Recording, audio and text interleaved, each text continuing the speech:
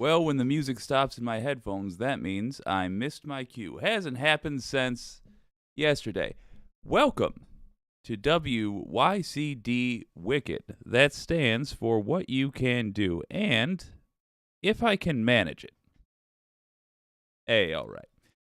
If I can manage it without this stream literally falling apart by my breaking it, we're going to do Friday Peace Talks. Let me hit this with a slightly different intro so that I can edit it.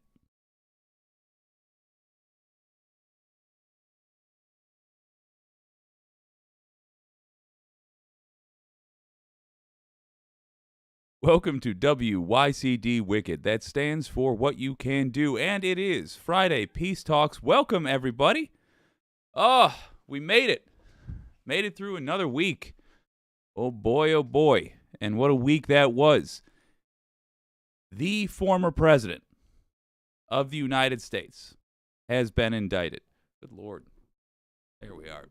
Has been indicted. This is the first time it has ever happened in U.S. history. Not the first time, in my humble opinion, it has ever been deserved, but we'll take it. At least it is justice, even if it is justice delayed. Got a bunch of clips, actually, that I'm thinking we should look at, including one from MSNBC, Rachel Maddow, talking about what she believes will happen if Donald Trump does not knock off his normal behavior surrounding this indictment. Thinking of maybe looking at some Bo as well, and we have a new way to share links because, as we learned in last week's stream, it's not entirely feasible to do that over YouTube chat, and the filters that pull out links I cannot turn off. But what we can do is use this right here. Just put a link in the chat, and I am pinning it. Well, there we go. That's a link to a spreadsheet. Rustbox, good day to you as well. If you have a link that you think we should look at on this channel, on Friday Peace Talks, the general idea is that all are welcome, and we share links, we look at what everybody wants to look at, and we have an honest conversation about it. There are some rules on Fridays, though. Number one is welcome new people. Number two is essentially don't be mean. Don't insult people. Number three is to... Oh, I hope we're still live. Okay, we are. Number three is to hear out arguments from opposing viewpoints rather than cut them off. And number four is that when your old pal Jake breaks the rules, tell me about it. Make sure I know and keep me honest, just like I will do the same for you. Let's dive into some of these clips, though. I was hoping to play this yesterday. It just didn't work out in the show. Let's see what Rachel Maddow had to say regarding this indictment. Joining us now is David Rohde. He's executive editor for news at TheNewYorker.com. He's the author of the book In Deep, which details the lengths that Bill Barr went to protect Donald Trump at the U.S. Justice Department, which ultimately, in some ways, is what got us here today. David, it's nice to see you. Thank you for being here. Thanks for having me. Do you think it is fair to see this indictment today as the sort of fruit that was grown on the tree that was Bill Barr? When Bill Barr came in basically to try to protect Trump at the U.S. Justice Department, did that effectively set in motion the chain of events and the timeline that led to this indictment today? It did, and it's partly this, crazy theory that, sitting presidents cannot be indicted. This Office of Legal Counsel opinion in the Justice Department that came up so many times in the Mueller investigation. It came up again in the Cohen case. And if we had a more functional Congress, that would be, I think, a reform that would maybe help our democracy. That presidents, aren't immune from prosecution or investigation in all forms by the Justice Department while they're in office. Okay. I almost don't know how to react to this. I've been on this channel basically the whole time. One of our chief complaints has been, or at least the complaint of mine that I put out there, and a lot of the Wicked audience seems to agree. It's been that this Office of Legal Counsel opinion is no good. Bad opinion. And we should not compromise one of the main checks to the president's power based on the opinion of, I'm going to be real with you, a bunch of lackeys from the 60s. 70s, I guess. Yeah, it would be the 70s. A bunch of henchmen from the 70s. It's bad opinion. What I was not prepared for was for this to become a mainstream talking point. I saw it on MSNBC 4 or 5 times in some of the clips that we're going to play tonight. My mind is blown. Actual, tangible, useful change being advocated for on cable television? Hachi machi. Awesome. I mean, I'll take it. But very, very wild to me to actually see this happening. This would be like if we saw, I don't know, Anderson Cooper be like, but would there be value to universal health care? If the COVID shots were free and that decreased that increased the health of the nation overall, shouldn't we, it would just blow my mind to see that. And equally so, here we have this. I guess I should let the man keep going because he is on a roll. But now we are here today, But I am going to stop it again. Was Trump? I'm stealing JFJ Live's joke from yesterday. I am drinking adult beverages again, but it's coffee. Y'all. It was a rough morning. Clearly in the court papers when Cohen pled guilty, Trump was individual one. Can Alvin Bragg convince a Manhattan jury that that was true beyond a reasonable doubt? And you mentioned the threats, and we can talk about that more, but that is the concern here. A critical player in this trial is going to be the judge. And how do you give Donald Trump a fair trial? I completely agreed with what was said earlier by Andrew. Let's calm down. Let's let the system work. If Donald Trump is acquitted, that's fine. That's the way our system works. But I'm very concerned about how can a judge make this a fair trial without making it a crazy trial where jurors feel intimidated. Well, David, I know you spoke with prosecutors who have handled cases against Trump allies, particularly Trump allies who are sort of cut from the same cloth as he is, like people like Roger Stone. What did they tell you? What do you think we can extrapolate from those earlier cases in terms of how this one might go? So when Trump is arraigned, he will be released on bail, and that's normal. That's for any nonviolent crime. But there's a series of conditions he then agrees to with the judge so that he can be out on bail and so he can participate in the trial. He's got to obey what the judge tells him. And what happened in the Roger Stone trial, this is the sort of famous dirty trickster and Trump ally back to the Richard Nixon era. At one point during Roger Stone's trial, he posted a picture of the judge in his case, and there was a crosshairs, like a target, beside her face.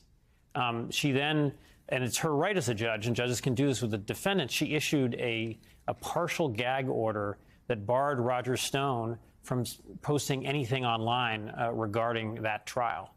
You can imagine what would happen if Donald Trump, if a judge in the upcoming trial were to limit his ability to speak online. And the most extreme step that a judge could take, and this is the issue here, if he is intimidating jurors with threats of violence, they can revoke his bail. So that's... First of all, MSNBC is stealing Sam Cedar's set design ideas, clearly. Look at that background. Second, MAGA folks, doesn't this embarrass you like a little bit? That you have people on your side resorting to these tactics? Do you actually not have any respect for the law? The courtroom? I think you do, probably, right? I feel like you gotta. So what's up? Why don't I hear about Roger Stone being condemned by y'all? What about Trump? What was that with Alvin Bragg posting the baseball bat picture? I know what the excuse is. The excuse is he was just sharing. He was just sharing, and he says he didn't see what was in the picture. Of course he did. Of course he saw what was in the picture. Either the guy's too dumb for your support because he posted a picture, and he's done this multiple times, that accidentally looks like he was suggesting violence be done against someone investigating him. Or he was intentionally doing that. So is he too dumb or is he too evil? I know. It's harsh. I'm being harsh intentionally. Those are my honest feelings. Is either dumb to constantly, and it's also mighty coincidental. I'm going way out on a limb here. Constantly share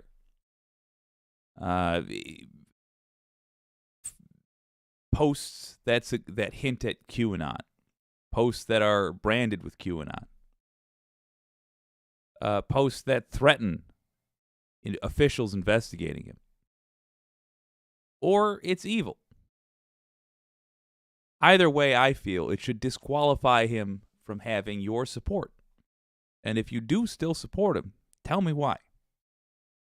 Explain why you're okay.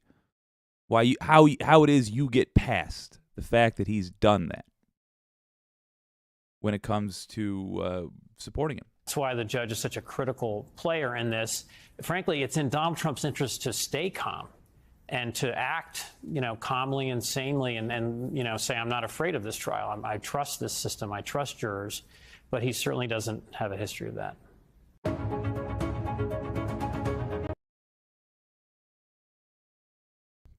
Yeah, he does not have a history of that. That is fully accurate. Get rid of that.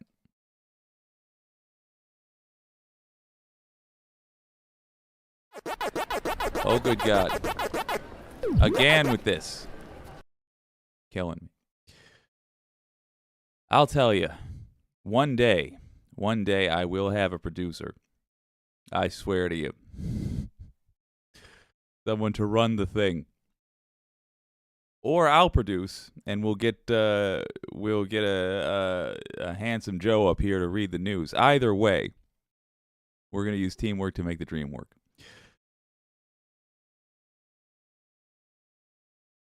Ooh, did I have this?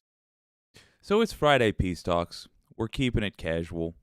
We're talking, of course, about the biggest, the biggest news of the year so far. Good Lord, possibly not of the decade, but certainly of the year. It's the indictment of a U.S. president. Never happened before. There's Senator Lindsey Graham of South Carolina, who was on television. He's the author of the book In Deep, which details the lengths that Bill Barr went to protect Donald Trump at the U.S. Justice Department, which ultimately, in some ways, is what got us here today. David, it's nice to see you. Thank you for being here.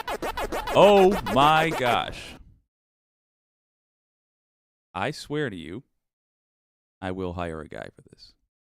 What I'm trying to pull up is the follow-up, not why Trump could end up in prison, but let's read it. And I stress, this is a much more casual stream. What Trump is doing following the indictment, he's fundraising, folks. That's what I want to talk about. The man is fundraising. And I think we should understand that he has always done this. He has used, in my opinion, he's used the White House, the presidency, as nothing but a grift from the get. And it's very odd that if that is either not obvious to people or they're okay with it. But if you don't believe me, that he's grifting, here is my evidence for why that is. Carolina, who was on television last night begging people for money. They're trying to destroy Donald Trump because they fear him at the ballot box. To the conservatives out there. Let's play this again from the jump. There's Senator Lindsey Graham of South Carolina, who was on television last night begging people for money. They're trying to destroy Donald Trump because they fear him at the ballot box. To the conservatives out there, make sure you vote. If you got friends, make sure they vote. If you don't have any friends, go make some friends. But you need to help this man, Donald J. Trump. They're trying to drain him dry. He spent more money on lawyers than most people spend on campaigns. They're trying to bleed him dry. DonaldJTrump.com. Go tonight. Give the president some money to fight this. Joe, I was going to say Lindsey Graham was dispatched to do that, but they don't even have to get the order anymore. They know their job is to run out on TV. Guy shows up on television, says, go to DonaldJTrump.com, give him some money. Wasn't the whole pitch for this punk nope, no insults, sorry, that is a rule of Peace Talks, my bad. Wasn't the pitch for this guy that he's a billionaire? He doesn't need your money. He doesn't need donors' money. He's a billionaire. Ha ha. Why do you have to give him money to defend himself in court? Doesn't make sense to me. We have seen him do shady stuff with this money. We saw Steve Bannon steal money for the wall. This crowd is a shady group of folks. He's fundraising off this. He immediately started. Let's let Joe and the crew go after it. And I'll tell you, Joe's working on earning himself a nickname this time around. It's something to see. And to raise money. We go back to this again, Joe. Donald Trump so constantly hustles his supporters for money. Is he a billionaire or is he not? The legal fee should be a rounding error in his checking account, but he's constantly hustling his own supporters for money to pay his legal bills. And again, Willie. Yeah, is he a billionaire or is he not? Did he lie and then grift? Or did he not lie about being a billionaire and then grift just for the hell of it? Again, the way it looks to me, it's just measuring how evil he is. But none of it is anything less than what should disqualify him from having your support. So if you support the guy, please explain how you get past this in your heart. Tell me about that. and he's always And if you have a clip that you feel is favorable to this cat, then certainly let's play it. lying to his supporters to get them to give him money for something else, and then he spends it on his legal fees. But I gotta say, looking at that was Rev, you know, I always talk about the Jim and Tammy Faye Baker approach to politics, scamming people like my grandmother out of their Social Security checks, $25 here, $50 there. I'm going to say that Lindsey Graham moment, he's tearing up. Lindsey knows what a bad man Donald Trump is. Lindsey's the one who said that if we make him our nominee, he will destroy the Republican Party, and we deserve it. But Lindsey almost crying there. Almost, yes, please give. That reminded me of Oral Roberts climbing up into his tower back in the 80s saying, give me $3 million or I'm not coming down from this tower. He did. He said he was going to lose his life. He said Yes, he was Eddie going to would die. Yeah. Give me $3 million or I'm going to die up here in this tower.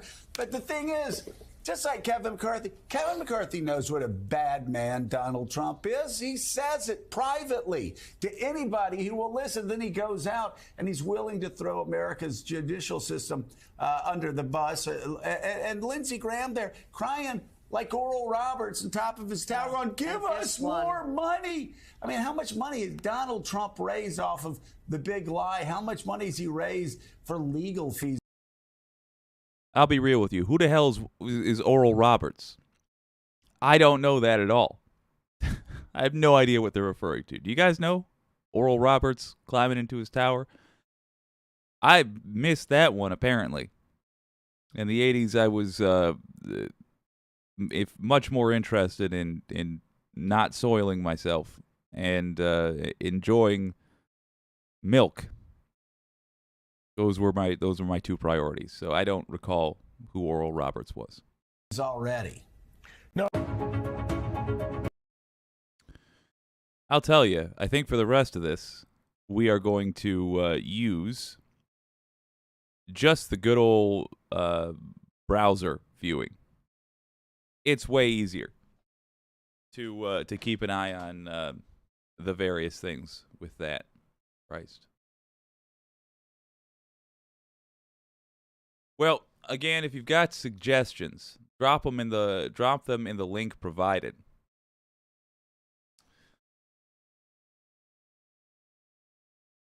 We looked at a couple of clips from MSNBC. I feel like we should shake it up a little bit. Do something just a tick different. Here's the GED section. G.L. Hughley. Did I say G.L. Hughley? Good Lord. D.L. Hughley. I'm going to try interact. Ooh. I'm going to put this up with our browser viewing. Give me a second to set this up.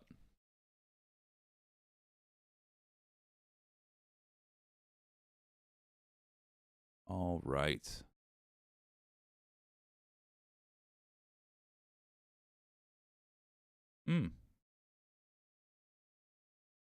Okay.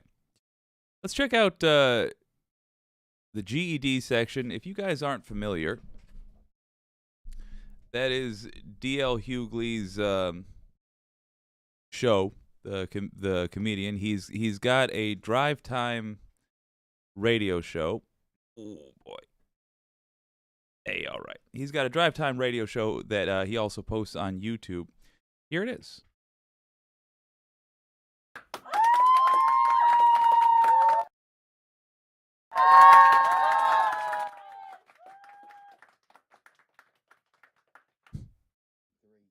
That was Biggie Juicy.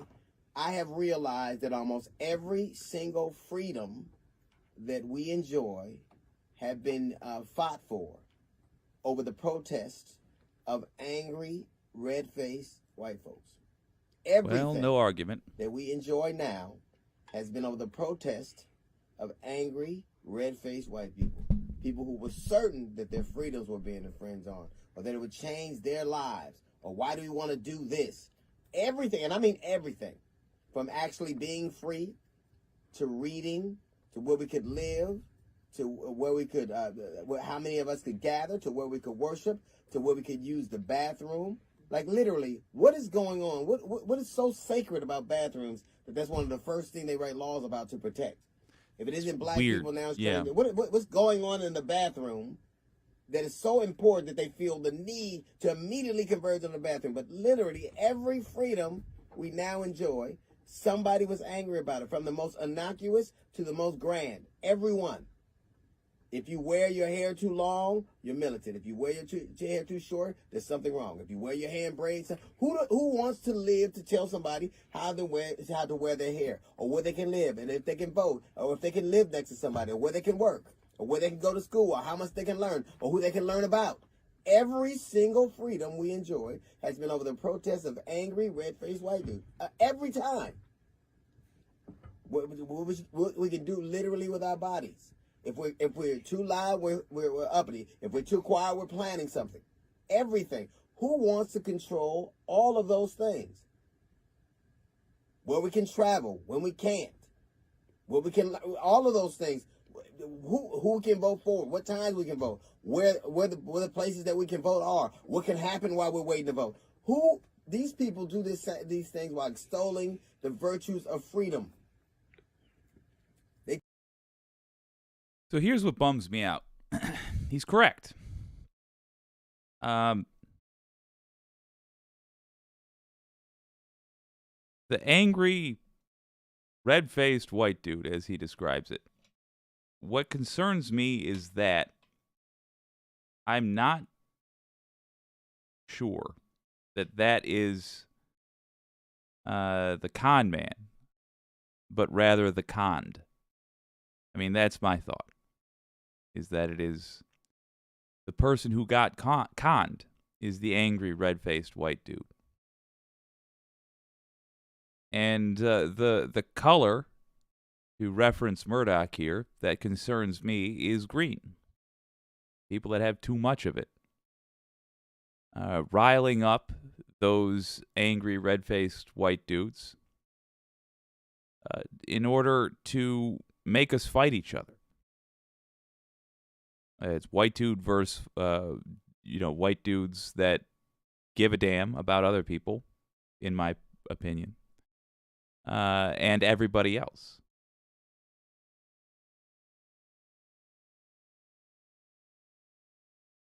But it can't be denied. I mean, come on. Can't be denied. That's the group.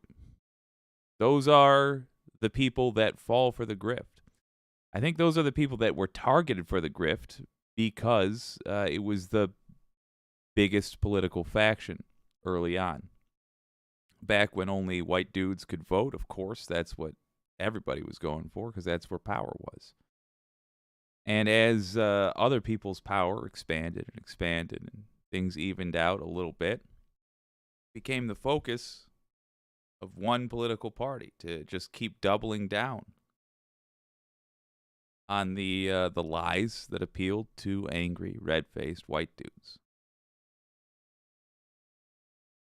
And unfortunately, I mean, the lies that have been used to get their vote and to get them to do terrorist activities and to get them to do this and that, the lies have become, since they've been around for a couple of 100 years now, a whole culture. A whole culture of basically just being an asshole has built up. What do I mean? I mean thinking it's okay to show up with a gun to a protest. If you think that is okay, you're an asshole. Great news is you can immediately not be one. And I know, no insults. I apologize. I'm trying to make a point. There are people for whom they wouldn't even consider that, whether or not it is wrong to bring a gun to a protest. Here's why it's wrong. Unless you are specifically protesting for your Second Amendment or against regarding the topic of guns, then to bring a gun to a protest suggests that you will use violence to get your way. That is terrorism. The threat of violence to achieve a political goal. That's terrorism. Specifically, if it's not directly related to the target. That's what makes it terrorism. But, I mean, in its spirit, it's the same thing. It's coercion. You're trying to get your way through despicable means. If you're showing up with a gun to a protest, you're saying that you will use less than peaceful means or other means beyond peaceful means. It's wrong. There's a whole culture of people that think it's fine.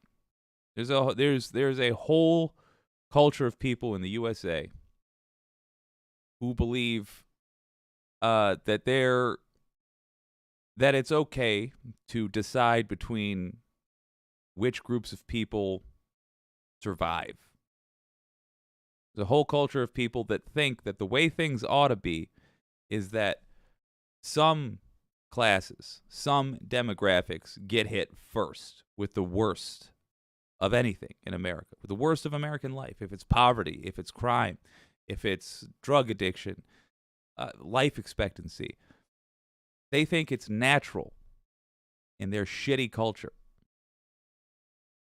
that people other than their demographic should get hit first regularly. Now, I understand there's got to be somebody first in every one of those things. There's got to be somebody that's got it worst. That's just how life works. My problem is when it's the same group over and over and over and over again. And I think that if that culture that was invented, frankly, by dishonest politicians, if that culture and the members of it thought about it for just 2 minutes, they would also not be okay with that. What are we going to do about it, folks? I'll tell you, over the last month or so, in fact, the invention of Friday Peace Talks, to try to, at the very least, come to an understanding with that culture, at least agree upon what reality is. And I'm asking you, you got the guts to listen to this. I'm asking you to respond to D.L. Hughley here, because he makes the point, a little harsh, but he makes the point that I'd like you to see. And that is what Peace Talks is all about. This piece by D.L. Hughley, we're going to keep going. They want to tell you, like even the place that yell freedom the loudest, try getting a drink on a Sunday. Yeah. Try smoking weed. Try really exercising any freedom other than God or church. I mean, God or guns. And speaking of freedom, you only have the real freedom to worship the God they say is okay. Try not believing in God or believing in a God that's different from theirs. True. Here's a fun thing. When I was young, and before, eventually I realized this was not cool to do for various ethical reasons. But hey, I didn't really think about it. When I was young, I lived in a very Christian community, and it was just exhausting to stick up for my rights. I felt a moral obligation to, because if I was tired, I knew that there would be some other kid, if not in that very classroom or very wherever place that I was, cool kid party, Dungeons and Dragons group, that was also tired. But it got exhausting to constantly be like, I don't actually believe in God, and I'm going to insist that you respect that, or yada, yada, yada. Or if people wanted me to say grace or whatever. It wasn't an insult. In fact, to be invited to say grace is flattering. It's kind. It's nice. It's an honor. But I don't know how to say grace, or I certainly didn't then, because it wasn't part of my life. I was a young, non-spiritual kid, or non-religious. Yet I would find myself saying I was Jewish, because the Christians of my area understood that there was something wrong with being bigoted against somebody's religious beliefs. Or rather, I'm going to take out the word bigoted, because that's very charged here, and I don't think that's really what we're talking about. Being disrespectful of somebody's religious beliefs, if it was a different religion that the person believed in. In other words, they understood that if there was if they had a Muslim kid in their class, they couldn't be like, your God isn't real, my God is the real God. Even if that's what they felt, They knew it wasn't cool to say it. Basic manners. Just like because they would know that the Muslim kid thought the same thing, but they had to get along somehow, and that's how they did it. But the thing is, if you say, I don't believe in any God at all, then they feel like, whoa, great. This is the kind of person my pastor told me it's my duty to harass. This is the kind of person my pastor told me that I specifically shouldn't respect their religious beliefs. And I don't have to worry about respecting anything because they don't have religious beliefs. So now the whole afternoon is going to be talking about the things I believe. And if you want to know why there's like a run-on joke amongst atheists that we tend to read the Bible way more than people who follow the Bible as like a guide for life. It's from stuff like that, because you will not have your religious beliefs respected if your belief is that there is no God, even though it's every bit as deserving of respect. And so you read up so you know what you're talking about when you are inevitably asked to explain yourself. And again, D.L. Hughley nails it. I'm telling you, I have had a D.L. Hughley revival since I last watched him in the early 2000s. Love it, because he's right. These people that say they are for freedom of religion are actually staunchly against it. Staunchly against it. They are not for freedom of religion. They are for a state religion, generally speaking. If not outright, then with a rule set that makes one religion acceptable. Case in point, if you want to see it demonstrated, look at the Satan Club that got started in a school that recently, I think, allowed a Christian club to be sponsored by the school. The very parents that were out protesting to allow there to be a Christian club in the school were out protesting against the Satan Club, because they don't care about freedom of religion. They care about promoting their religion.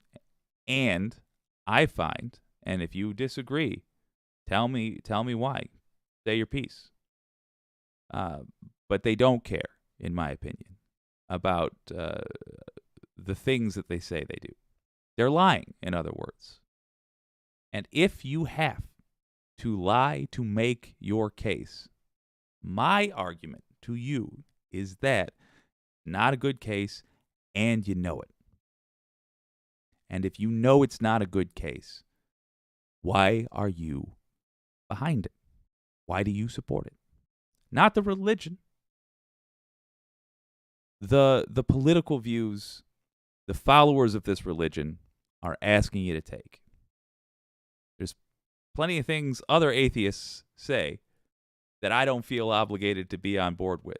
And in fact, there are plenty of Christians that disagree with each other. And this meshing of politics and religion, this is a new thing. And you got to kill that, because otherwise you're going to wind up with Pope Trump. That ain't good for anybody. Every single freedom we have has been over the protest of angry, red-faced white people. And they're angry about everything. Who's angry about learning history? Who's angry about the way you wear your hair? You can't get angry about the way you celebrate. Why is he celebrating like that after a touchdown? Every single aspect of our lives, every single freedom we enjoy has been over the behest of angry, red-faced white people. Over the protest is what he meant to say. Let's read some comments while we're pausing it. Yeah, it's Friday Peace Talks, doing a little different, having a lot of fun. Somebody take a whack at sharing that sheet, sharing a link in that sheet. I have no idea if it'll work, but I've pinned a comment in the section here, in the chat. That's what it's called. Full disclosure, your old pal Jake drank quite a lot on the last stream. and it was fun. But oh my God. My liver doesn't remember how much we used to drink and wasn't ready for it. That's like a boxer who's retired who's surprised to find he doesn't have the pepper anymore.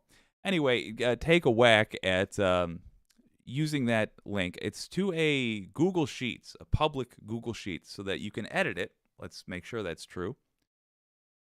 General access. God damn. Okay. Theoretic. Oh, wait a minute. Okay. Now, just now, anybody who has the link can edit this document, not just view it, but can edit it. That means, in theory, you can share a link in that sheet. Take a whack at it. Let me know if it works. Foxy Dragon says, I'm late. Foxy, you're never late. You are always just in time. It's good to see you, my friend. Catherine Wolf says Foxy Dragon says, isn't an insult if it's true. Ha. Fair enough. Catherine Wolf says, damn, I'll catch up. No worries. Rex Trek says, religion made me an atheist. And Andrew Woznicki says, same here, Rex Trek. Yeah, I was undecided about religion until I went to Catholic school. And then I was like, oh, I'm for sure an atheist. Yeah. It's a hell of a phenomenon, man. All right, let's let my man D.L. Hughley finish up. By the way, he looks way cooler as an old man than he ever did as a young man. It's got to be said. About the most innocuous things. Where you can live, what you can drive, when you can drive, how you can drive. Yep. Where you can shop. How long you can be there. Where you can buy a house. What that house is going to be worth. All of it, every single aspect, has been over the protest of angry white people. Where you can go to school, where your children can go to school, what buses you can ride, what routes. The one thing that concerns me is that he has yet to clarify where it comes from, what the source of this is. He's suggesting, and this is where we disagree, and I'm not even sure it's the point that he's trying to make, but if he's trying to make a different point, he's doing it badly enough that this needs to be addressed. He's suggesting that the angry, red-faced white people are the source of that. Yes, they are the soldiers, so to speak. I mean, he's right about them being the ones that are doing this. Yes, they are the hands that are covered in blood. But what sent those hands out? That's more important. Because if we managed to somehow nullify the angry, red-faced white people from the conversation, if those people all of a sudden said, you know what, never mind, we've been invited to Canada, we've been talking a little bit behind your back, and we're moving to Canada. I'm sorry, but we're just not happy with you anymore. And then all whites go to Canada. The problem won't go away. Angry, red-faced white people will be replaced by the next most gullible group that will fill that role. And I'd like to hear him address who's sending those folks out. Why is it you have religious leaders, for example, riling people up with racist rhetoric? Why is it you have far-right politicians doing the same thing? When those bathrooms were at odds, who started saying that black people need to have different bathrooms? Or nowadays, trans people aren't allowed to be in our bathrooms. They're going to touch our kids. Who starts saying that? I want to hear him address that. I'll tell you who it is from my perspective. It's the wealthy. It's wealthy people who need voters distracted and more than anything, fighting each other, at odds with each other over nonsense issues that they make a huge deal about, so that, number one, we don't have the energy to learn about or be active against their unjust acquisition of wealth. It's what makes your boss a billionaire instead of a millionaire. And number two, that doesn't even matter. That's really just it. Those are the people. I mean, if you take away that, 99% of our problems go away. Your old pal Jake can retire. Let's do that. Keep it simple, for God's sake. I would like to hear D.L. Hughley discuss that, and I hope that he is not falling for the idea that these poisonous ideologies originate with the person who's carrying them out. Because if that's what he's saying, then he has missed a crucial part of the conversation, which means that we're going to be doomed to have this fight for another 100 years. Because we've been having this argument since 1863. They can have. Before that, even, frankly. How much insurance you can have. What you can buy. All of it. And all by people who always extol the virtues of freedom. And they have these proud stories. My great-grandfather fought so you could have this freedom that I now am taking from you. Yeah. Freedom is not an innocuous thing. Either you have it or you do not. And it's a ridiculous notion to believe that some people have the power to give you a freedom that was already yours anyway. Every single thing that we enjoy now has been over the protests of angry, red-faced white people. All of the time. Everything. The most innocuous thing. This is the thing that's funny. If freedom is the gift that you say you is, why don't you give it more freely? If freedom is the gift that you are willing to die for and kill for and write documents about and extol the virtues of, why are you so reticent to let anyone else have it? If freedom is so great, let someone else actually enjoy it. Let somebody else always enjoy the virtues of freedom that you extol so much. Brother Hughley, hell yes. Oofa doofa, we're going to, 1 second here. We're going to just switch her back to a reasonable setup. Christ, let's jump over. First of all, we need a word that is not as loaded as comrade. We need a more Americanized word than that. I kind of like brother, but I don't want to steal it from the brothers.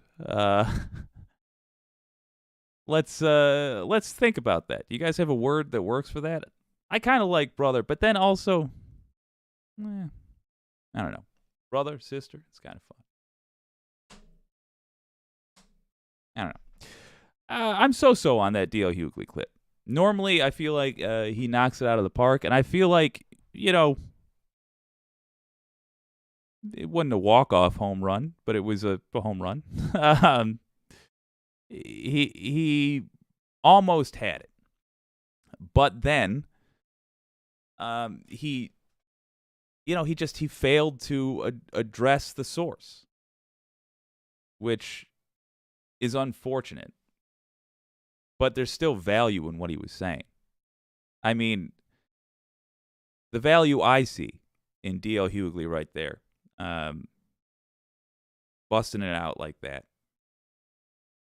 and just saying, look, there is a demographic that is constantly at the source of America's woes, causing problems. He didn't even mention a lot that he could have. For example, the pro-Hitler movement in the 1930s. Again, angry, red-faced white dudes. The anti-labor movement. Angry, red-faced white dudes. Interestingly enough, the pro-labor movement in the 20s was also angry, red-faced white dudes with everybody else. That was like an equal split, but nonetheless, they're at the source of these problems time and time again. It's good. There is value in him saying, God damn it, get a hold of yourselves. Calling, if you generally fall into that category, God damn it, get a hold of yourselves. Acknowledge that this is a problem. But what my critique for D.L. Hughley there would be go deeper. Where do the marching orders come from? Because I tell you, what does Fredo on TV say? I'm gonna do a little Fredo on TV. I guarantee it. I stand by it.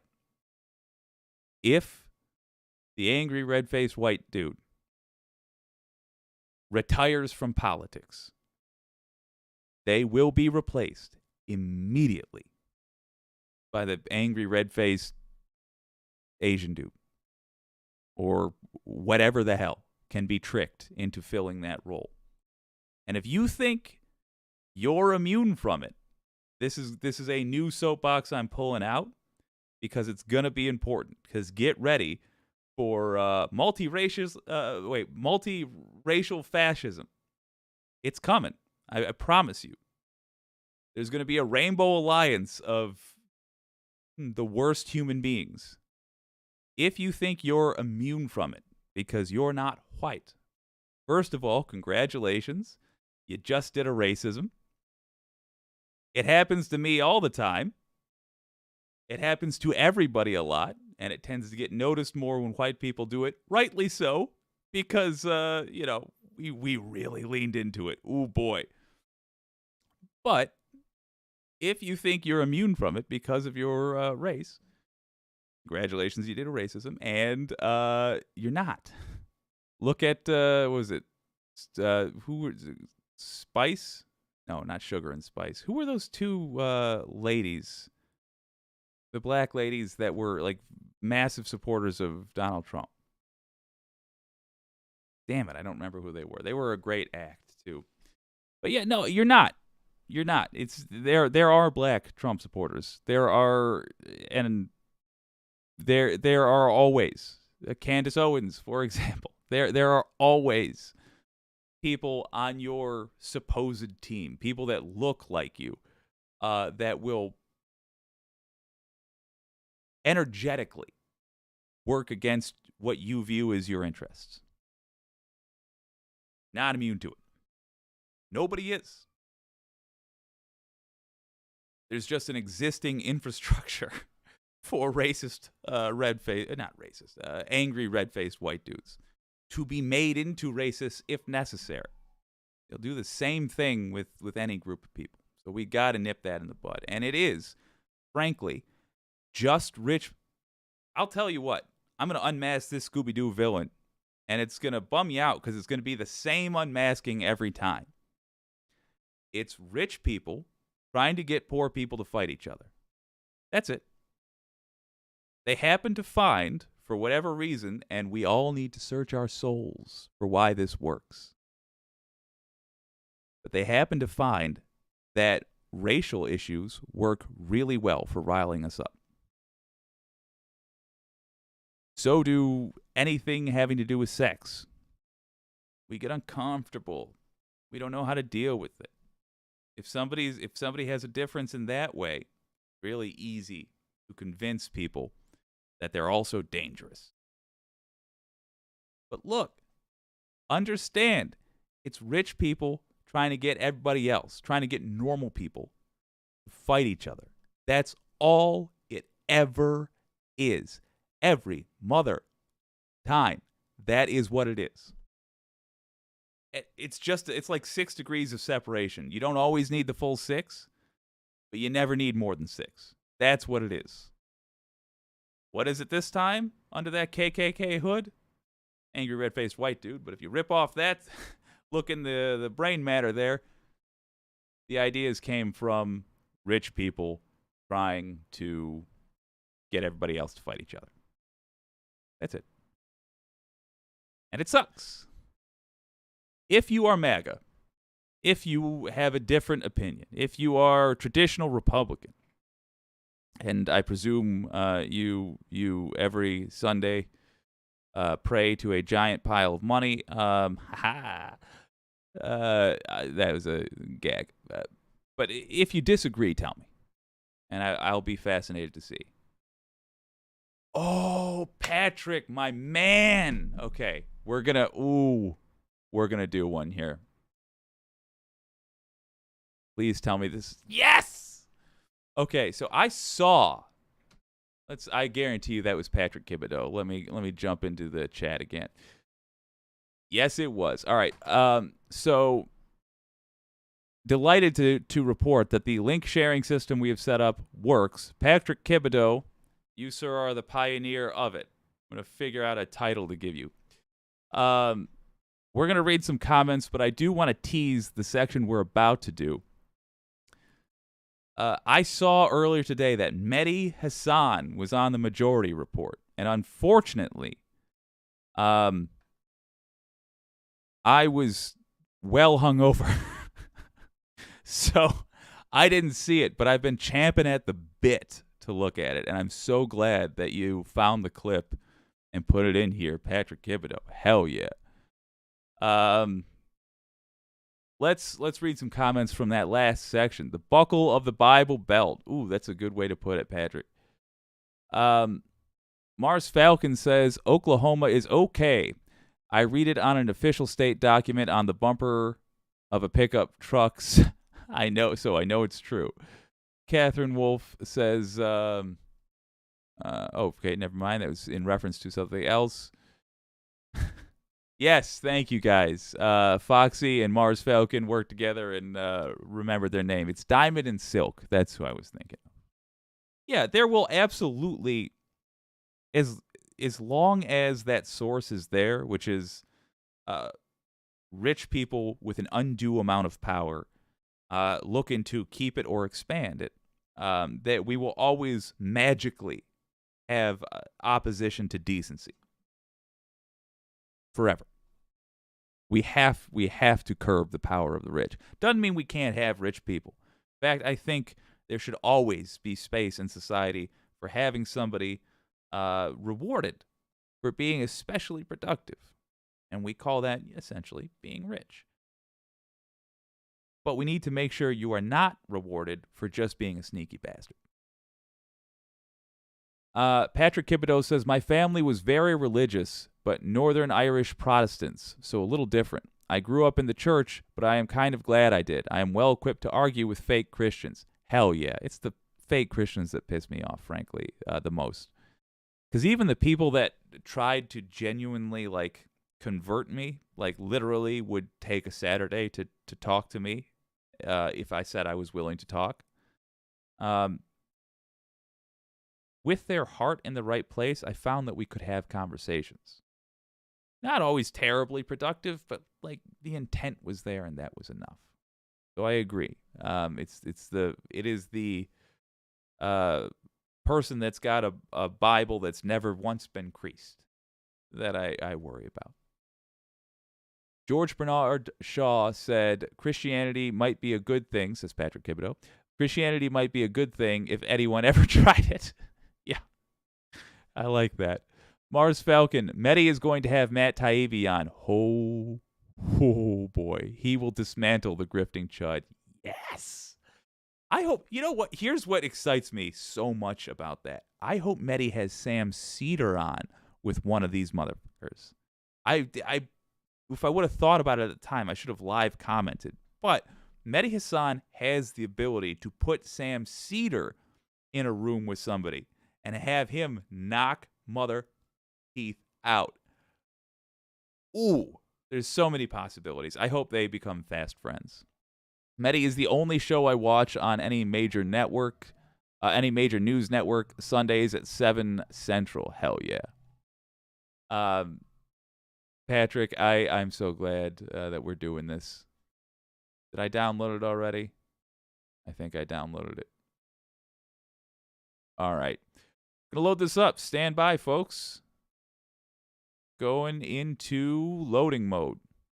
There is Senator Lindsey Graham. Son of a gun. All right, we're trying again. Going to loading mode.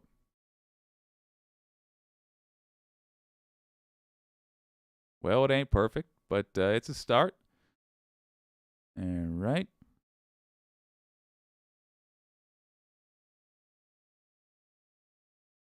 Another thing that this hopefully will accomplish, this sheet, is it will make it easy for me to source this later. So I appreciate the work you've done here, sir.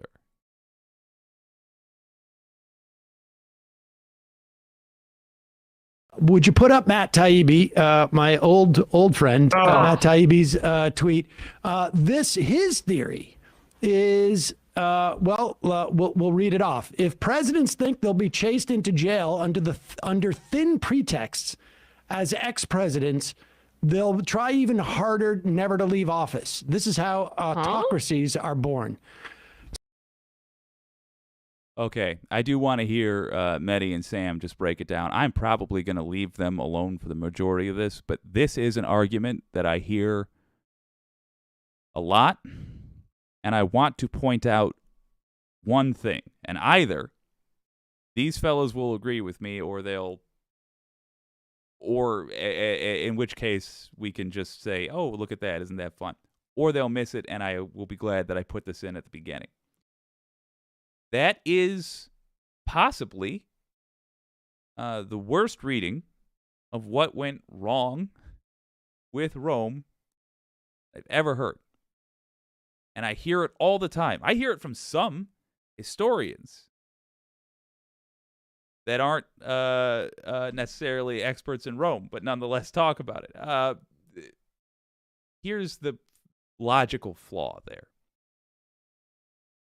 If the idea is that somebody can be punished after they leave office, that makes them not want to leave office. The way to alleviate that is not to not punish them after they leave office, because then what you've gained is that there is no more incentive once they have ever been in office to not commit crime. And the way to alleviate that is to punish them also while they are in office if they break the law. Because then they are not motivated to hold on to that job forever and ever and ever and ever, because that job does not grant them the immunity. That is how you take care of this, not failure to punish. I hope these fellas knock it out of the park. I'm more or less, because I haven't gotten to see this yet. I'm hoping that's what they talk about, but let's see. Whatever it is, baby, it's going to be gold. So what about the argument that we shouldn't, we shouldn't, good, but go ahead. So you're being unfair, Sam, because Matt's actually coming on my show next week, so you're forcing me to preempt some of the things. I didn't realize that. All right, well. Yeah, Matt didn't like the fact that I've been mocking him on Twitter about his inability to criticize Musk, and he said, why didn't you invite me on your show? And then all his followers said, oh, you're a coward, you'll never invite me. He'll never invite you on his show. I invited him on my show, so now they're shifting goalposts saying, you won't let him speak. But he's coming on. I appreciate Matt. I used to be a massive fan of Matt Taibbi. Matt knows that. I spent much of the 2000s reading his stuff and loving his stuff.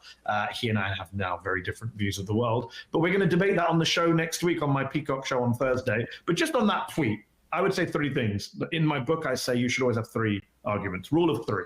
I would say three things very quickly. Number one, thin pretext. How do you know? Have you seen the indictment? Because I haven't. Number two, this will make presidents not leave office. Have you heard something called January the 6th? I can tell you all about it. And number three, this is how autocracies are born. Really? This is how autocracies are born? Not, for example, the governor of Florida banning books and arresting black people who are trying to vote, which Matt really has not said anything about in recent months or years. So I would say those three things, when I read that tweet, those are the three things that jump out at me. It's the idea that there's a thin pretext none of us know. Donald Trump is already trying not to leave office, so that ship already sailed. And autocracy is coming from the Republican Party. Anyone with an eyes and two ears knows that the biggest threat to our democracy in this country is a radicalized Republican Party that's taking inspiration from the Viktor Orbáns of this world and wants to tear down representative democracy. It's only interested in minority rule. And I will add one more thing here. I just love that in the past, he has made this claim that Twitter being censorious and working with the Biden campaign, taking down Hunter Biden's dick pics that were taken from his laptop and links to those photos on Twitter. It could have changed the trajectory of the 2020 election. Suppressing that information was suppressing Stormy Daniels. Right, but the 2016... But the hush money payments for the right before the election in 2016 made right after the Hollywood Access tapes, by the way, which was the sequencing of that is very important to understand. Hey, that's just a thin pretext. We should just discard that. Yeah. Maybe I'll raise it with Matt next week. I am looking forward to seeing that deployed. Oh, there's only a little bit left. Let's let it keep going. I appreciate that Matt Taibbi's coming on the show because there's much to discuss, and I think you'll be surprised to see that we hopefully have a good faith debate. I find it hard to believe you'll turn this sound on. That's that's why I'm tuning in to see if you actually allow his microphone to work. I'm a little dubious, but we'll see. I'm not Bill O'Reilly. It's not what Bill O'Reilly is. He did do a little bit of that. He definitely cut him off.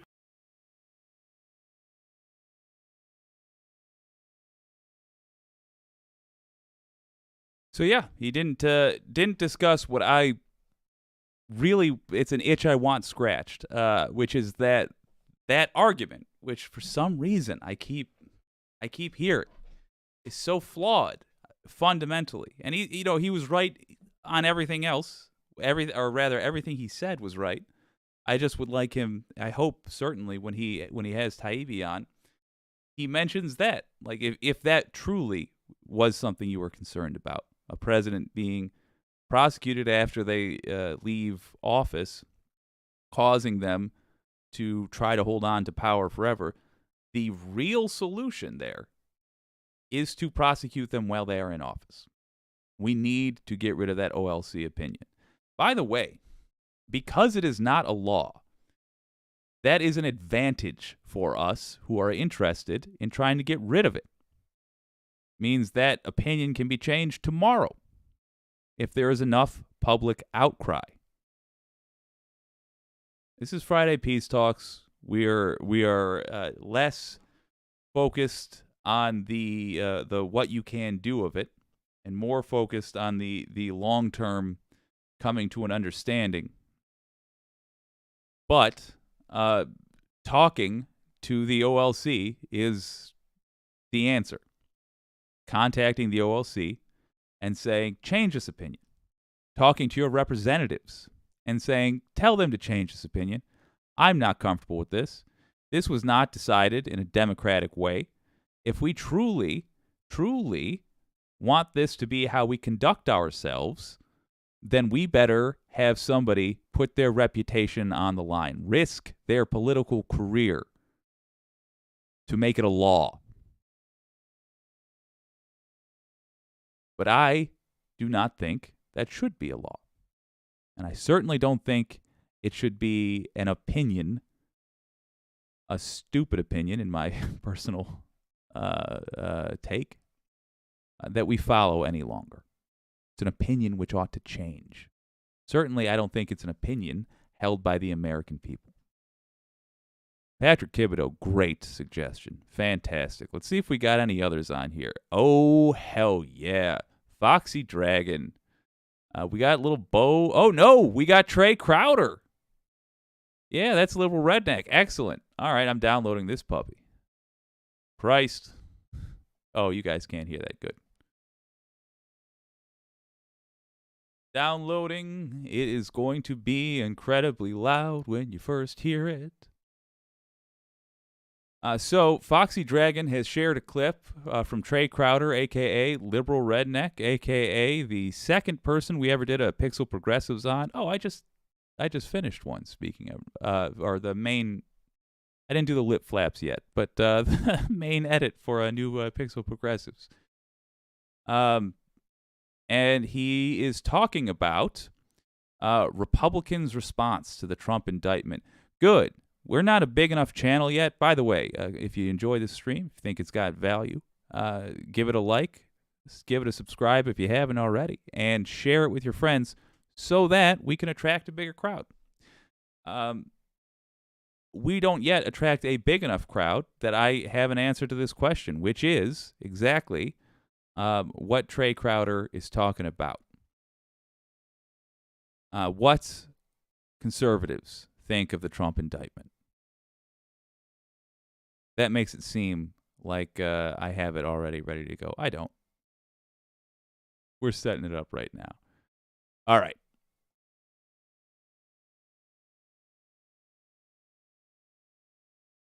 presumably we're ready to rock. Here we are. Let's have a listen. What finally happened, Trump has been indicted by a grand jury for charges related to paying a porn star hush money. Boy, you know all the other rich, old, powerful dudes out there got to be going, wait, we can be arrested for that? That's like one of our main things, though. What's next? You going to tell me we can be arrested for throwing a hooker off a boat? No. But that's kind of the point, right? Is that nobody's above the law. Still, it's a little underwhelming watching him get indicted for that, considering all the other stuff he's done. It's like, oh, he's telling a joke and I'm ruining the timing. All right. We'll replay. You know what? We'll replay it, the joke, so that we could appreciate it properly. But that does annoy me. I don't truly. First of all, I do think this is an appropriate first thing if we're taking that into account. But I really want to stress this.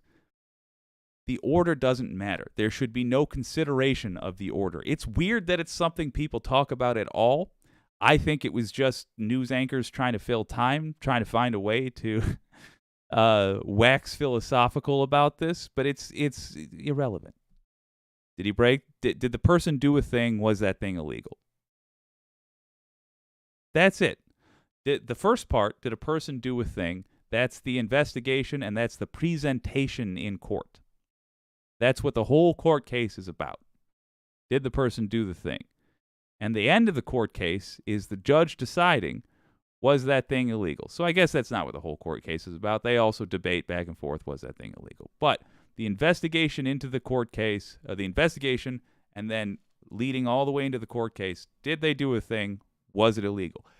You do that, or you take those two things into consideration, and nothing else.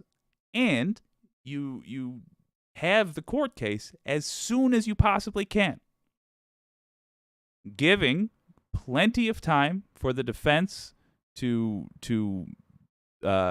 ready their defense, certainly, giving every advantage you can to the defense, sure, in terms of fairness. But at the end of the day, as soon as that case is ready, you charge it. I do not care about the particular order in which we go. Okay, now because this is more of a fun video, let's just let the man talk. For throwing a hooker off a boat? No. But that's kind of the point, right? Is that nobody's above the law. Still, it's a little underwhelming watching him get indicted for that, considering all the other stuff he's done. It's like watching the most vicious bully in your high school get in trouble for cheating on a math quiz. You're like, okay, but that guy poisoned our mascot and tried to burn the whole building down. Like, we couldn't do more. But some people are saying, like, no, the other indictments are still coming. It's just they needed the seal to be broken. Right now that this has happened, the floodgates are going to open up. They're all going to follow suit. And you're like, oh, so these DAs are like a bunch of Christians at a wedding in the South eyeing the bar. Or like they all want to tear into it, but nobody wants to be first because they're afraid of what all the mamas and papas are going to think. Okay. Either way, I'm enjoying this one right now. I'm loving all the reactions from the... All right, I'm cracking up with my somewhat off mic here. Delicious. And for the record, it's just unrelated to politics. This is why every family requires a black sheep. We fill a role. Look, you need somebody who's going to be like, oh, you need the sloppy guy to be the first to take a drink. Here's a reason you invited your old Uncle Jake to the wedding. I'll give you about 3 fingers of Jack Daniels, please and thank you.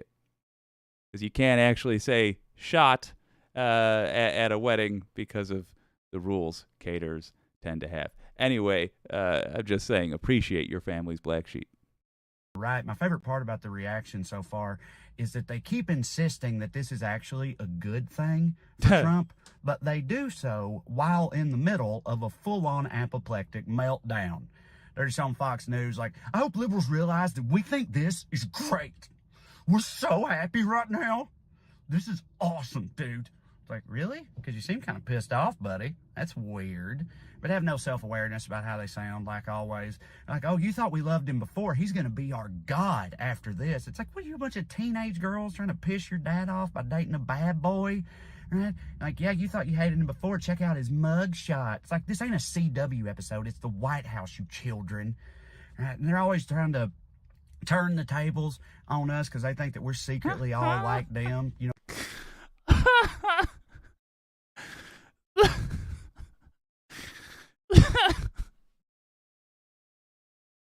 All right. The teenage girls try to piss off their dad thing got me. Yeah, that has been kind of amazing watching that dual reaction of like, this is gonna help him. This is gonna help him. It's gonna be great. Followed by, clearly freaking out about it, and preceded by as well. It really does sound like somebody having a crisis and just like working through it out loud, I guess. It's bizarre. Fox is something these days, man. Oh, I really tried to mute the mic for that one. Didn't work out so hot. Fox is really bizarre these days. That talking point in particular just makes no damn sense. And I'm going to bring in a talking point from other conversations around this topic that that Fox does not consider here as well, which is that we don't know what he has been indicted for yet. It's weird to say this is going to help him when you don't know that. Obviously, because of Michael Cohen's involvement, we have some idea. But let me tell you, Alvin Bragg is smooth, and this case appears to be RICO suave. I'm not saying that there are indeed a state RICO charge or whatever their version of RICO is at the New York level. But he's talking to more than just Stormy Daniels. We now know Karen McDougal's story is involved in this. David Pecker's involvement was highly, highly looked into. David Pecker did this as like a regular thing for Trump, helping him conceal the payments. If that's a crime, and he did it regularly, and they had like a sort of arrangement where this happened, it's organized. They organized it. They organized this crime they do. That's organized crime. And credit where it is due, it's entirely possible. Remember the multiple streams that have been done where we go through all of Trump's suspected crimes. One of the main concerns is that the statute of limitations has passed on about half of them. Actually, now it's about 2/3 of them. Genuinely concerning. At the federal level, that is not so if they are found to be part of a RICO claim. I really hope, by the way, that Bill Barr, Donald Trump, Rudy Giuliani, John Eastman, all of these folks who abused the system of government that we have go to prison for their involvement in this organized crime. I'm going to go froth a latte and pound that baby, but let's let him continue. BW episode, it's the White House, you children. Right? And they're always trying to turn the tables on us because they think that we're secretly all like them. You know what I mean? That we're all a bunch of tribalistic idolaters with skeletons in the closet. They're like, don't you realize what this means, Democrats? Now anyone in this country can be indicted for a crime. You're like, oh, you mean like the law says? Yeah, that's fine. Yeah, I'm not overly worried about being indicted on account of I'm not doing a bunch of crimes all the time. And like, yeah, but your politicians too. This can happen to them now. It's like, yeah, provided they did that shit, in which case, go off. We don't worship these people. If they do it, take them down. We're not like you, right? But my favorite thing I saw any of them say so far was I saw this Fox News host last night. He goes into this whole thing and he's like, really, right now, while we're so divided as a country, when we should be coming together. Hold up. Let me play that last part. Don't worship these people. If they do it, take them down. We're not like you. We don't worship these people. If they did the crime, take them down. Do you remember when we were reading the Fox comments yesterday? I'll do a quick impression. Here's me. And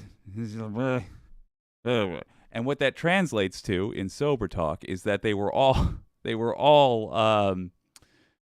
essentially saying that. Like, not all, but a lot of the comments were people being like, "Oh, get ready. Well, now we can go after Democrats." And it was so much fun to see the responses from people who were presumably Democrats being like, "Yeah, go get them." For sure. I would have loved it if you would have done that. They are so angry that, like, Democrats aren't investigated for what are obvious crimes. They're so angry that Nancy Pelosi wasn't investigated because she fully got away with it now. Her political career ended in triumph. God help us. So angry. She wasn't investigated for corruption. And they imagine that we're not. But no. My friends, we are in agreement here. MAGA, if you're joining us, God, I hope you are. I genuinely. If you have MAGA in your community that like MAGA supporters in your community, or really just anybody outside of the distantly far left area that I tend to hang out in normally, invite them on to Friday Peace Talks, because I want to talk about this. Because if my people committed a crime, by which I mean the people I would tend to vote for, I want their asses caught, indicted, put in cuffs, thrown in prison. I want them treated every bit as brutally as we treat the average arrestee. Now, incidentally, I also don't want the average arrestee treated particularly brutally. I want them denied their freedom if necessary, sure. Incarcerated if necessary because they are a danger to others, sure. But then healed, treated, fixed if possible. And I don't want my politicians immune from that. I do want you guys to catch them. We're in agreement. We both hate those motherfuckers. We both don't trust those motherfuckers. But the thing is, that's kind of what being woke is. Being woke is just the acknowledgement that you shouldn't trust these motherfuckers, even if you vote for them. So I'd like to invite you, MAGA supporters, to be every bit as distrustful of Donald Trump as I am of Joe Biden. I don't trust that mother for an inch. Be distrustful of Donald Trump. He's not your friend. Biden's not my friend. Bernie, I adore. I'm sure we would hate each other's company in person. Yeah, we'd probably bond over our mutual hatred of all things cool. But other than that, like stereotypically cool. But other than that, but it's irrelevant. That's the point. Be distrustful. That's a good thing to be. Right, but my favorite thing I saw any of them say so far was I saw this Fox News host last night. He goes into this whole thing and he's like, really, right now, while we're so divided as a country, when we should be coming together, this is what the Democrats do. Like, all right, yes, the right wing, the GOP, the party that actively vilifies trans people and drag queens and queer people and poor people and black people and poor black people and Muslims and immigrants and people from the coast and intellectuals and people who read books and people whose brains work and just generally anybody who isn't a straight white Christian conservative. That party, they just want us all to get along, guys. Hey, y'all, back with more in just a second, but I want to let you know that once again, this impassioned screed is brought to you by the good folks at Private Internet Access, the world's most trusted VPN provider. He was nearly he was nearly as smooth as the Legal Eagle guy. No, a VPN basically hides your IP. Protect your online privacy. Christ. Information. Limited devices. That's right. I love it. I'm particularly grateful for my PIA VPN. Good Lord.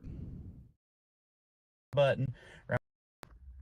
Hey y'all, hope that ad wasn't too bad for you. I'm back now. And a couple other stray thoughts about the Trump thing. Another thing that's funny to me is they'll talk about, how he's going to get out of it. They're like, oh, this will be just like the Mueller thing and the Ukraine probe and the 2 impeachments and all the time people on his staff went to jail. And it's like, so at no point in naming this laundry list of top shelf scandals does it ever occur to them like, damn, maybe we need a different guy. Like a guy who doesn't do all that stuff. Maybe that would be better, but it doesn't. Also, I've seen both interpretations of why liberals would mastermind this. They say it's politically motivated, but I've seen them be like, yeah, because they're terrified of Trump. They're trying to take him down. But I've also seen conservatives go, no, this is because they want Trump to win the primary. They know this will, encourage his base and he'll win the primary because they think they could beat him in the general. And it's like, well, which one is it? We're not Thanos. All right, what's our secret plan supposed to be? They're all over the place. They hate the timing. They're like, really? 18 months before an election. It's like, what? Yeah, it was the midterms last year. This is a campaign year. Next year's an election year. It's always. I always love when I can disagree slightly with a lefty. I don't see the same people making that argument. I don't see the same people. I have seen both those arguments in the wild, but I don't see the same people saying, well, they actually just, they're doing this to help Trump. And to be fair, I only saw that once. So not exactly a massive pool of choices. But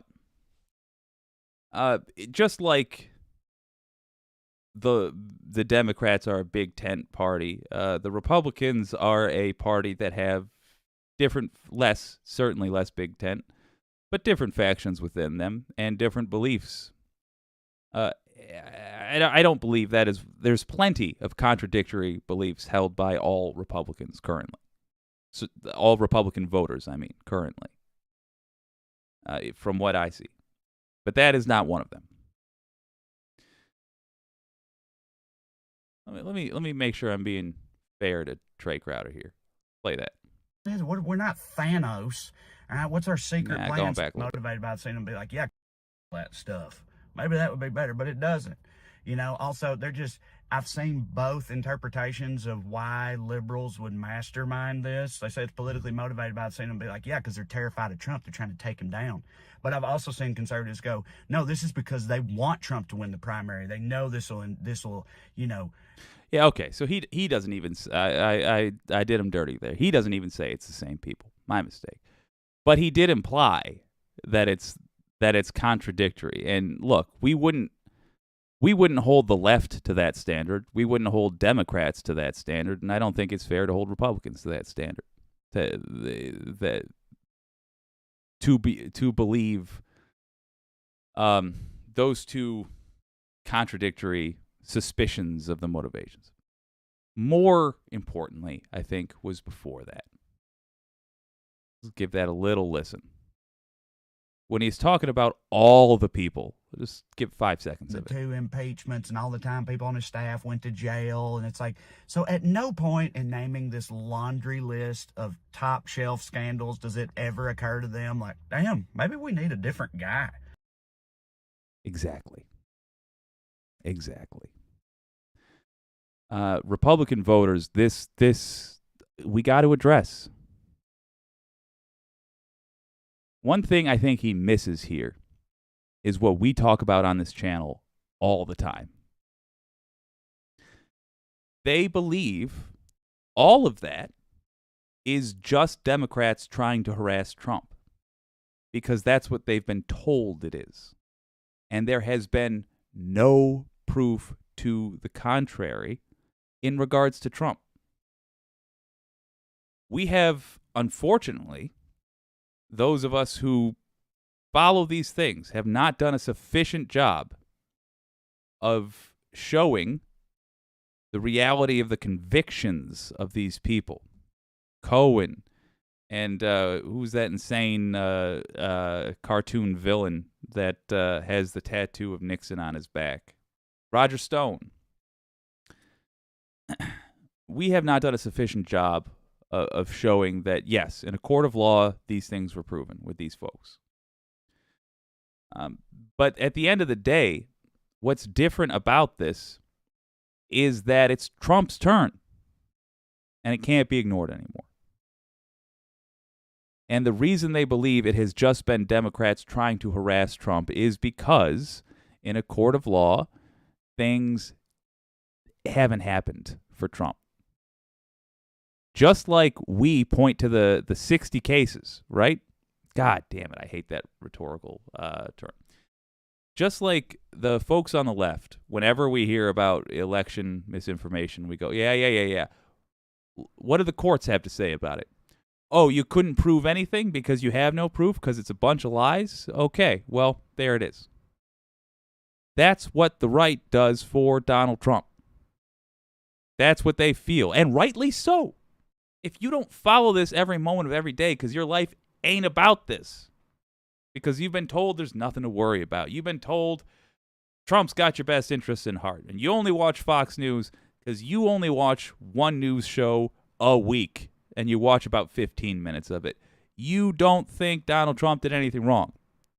And you believe the courts agree with you, because look at how long he's been in public life now. And all the things people say he did. Where's the proof? Where is it? It's important that he's been indicted. It's important that he is going to see legal consequences. And what will change about this is that it will reveal more than just the fact that Trump is a liar. It will reveal that Republican politicians are all liars. Every last one of them. They are liars. Even Liz Cheney. Even Adam Kinzinger. I respect the work they did on the J6 committee so much, but the rest of their political stances are nightmare stuff. And they lie when they give interviews about them. It's just about something people care less about, like dead kids in schools. This case is important because it will reveal that.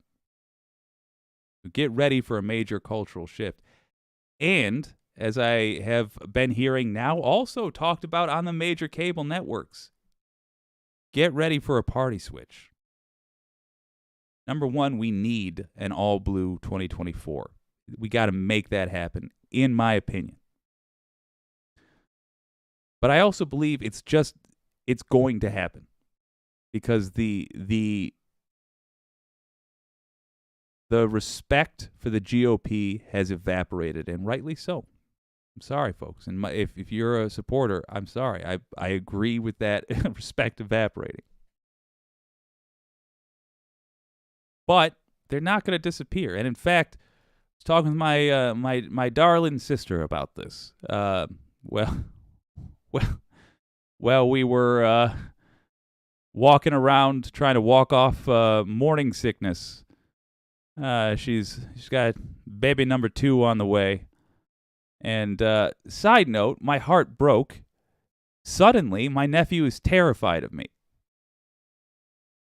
I haven't seen him in like in person in 6 months. Maybe a little less, 4 months. But that is still like a third of his life. And, it broke my heart. He's terrified. But I was talking with my sister about this. And ideologically, there's really about this much difference between your standard Democrat, which is center-right, and your standard Republican. It comes down I said ideologically. I should say when it comes down to what they vote for. When it comes down to it, no, there's not much difference. It's not going to require much adaptation of the old school Republicans' beliefs to become a Democrat. what I feel the Democrats should watch out for is that the party's beliefs will then shift as well, and they're going to go even a little bit more right. Just something to watch out for. Be prepared to deal with. But as I was saying, it's awesome. It's fascinating to see that talked about now, it looks like, in the mainstream. Folks, remember, we said it here first. It's been a conversation on Wicked for a long time. But I do believe it's coming. Like a guy who doesn't do all that stuff. Maybe that would be better, but it doesn't. You know, also, I've seen both interpretations of why liberals would mastermind this. They say it's politically motivated, but I've seen them be like, yeah, because they're terrified of Trump. They're trying to take him down. But I've also seen conservatives go, no, this is because they want Trump to win the primary. They know this will, you know, encourage his base and he'll win the primary because they think they can beat him in the general. And it's like, well, which one is it? We're not Thanos. All right, what's our secret plan supposed to be? They're all over the place. They hate the timing. They're like, really? 18 months before an election. It's like, what? Yeah, it was the midterms last year. This is a campaign year. Next year's an election year. It's always something. When would you have been okay with it? When ever? Like, it wouldn't have mattered. They'd be like, oh, really? 21 weeks before a special referendum and you do this? Interesting. Like, they were going to say it no matter what. They're doing the same thing with the DA. They're coming after the DA now. They're like, oh, yeah, while shoplifting still happens in Manhattan. It's like, well, what's he supposed to do? Eradicate the concept of crime before this would have been okay with you? They just have no idea what to say. They're flailing. They're grasping at straws. And I'm loving every minute of it. Thank y'all for being here. Loving every minute of it. Loving every minute of it. Yeah, me too. Yeah, fantastic.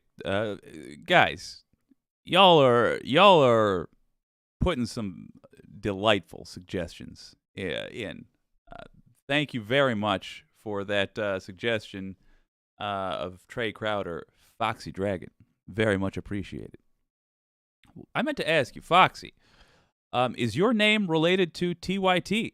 Or did you have that before TYT was doing the dragon thing? Let me know. Next one we're doing is suggested by PQ. Hey, Patrick Kibido. It's Ring of Fire on what in the indictments could be about. It's been a while since we've had Farron Cousins on the channel.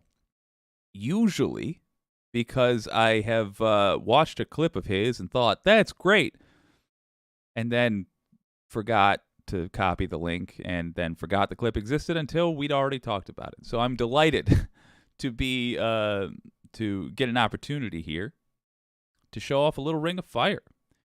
I, by the way, just couldn't recommend Farron Cousins' show enough. He's a really savvy guy. I will say he's bold enough with his opinion, and he's just of that mentality where, just like me, frankly, where they're sure they're right in the moment, and then the next stream they'll be like, correction, yeah, I was wrong. So take everything, F it. I was going to say take everything he says and I say with a grain of salt. The mantra, take everything everybody says with a grain of salt. Fact check every motherfucking thing. And if somebody tells you something's impossible, remember they might just be frustrated. Most things are possible. I suspect anything is possible. And Donald Trump taught me that, because Donald Trump somehow became the president of the United States of America. Christ. All right, we're going to start setting this up. Stand by while I do tech things. Loving every minute of it.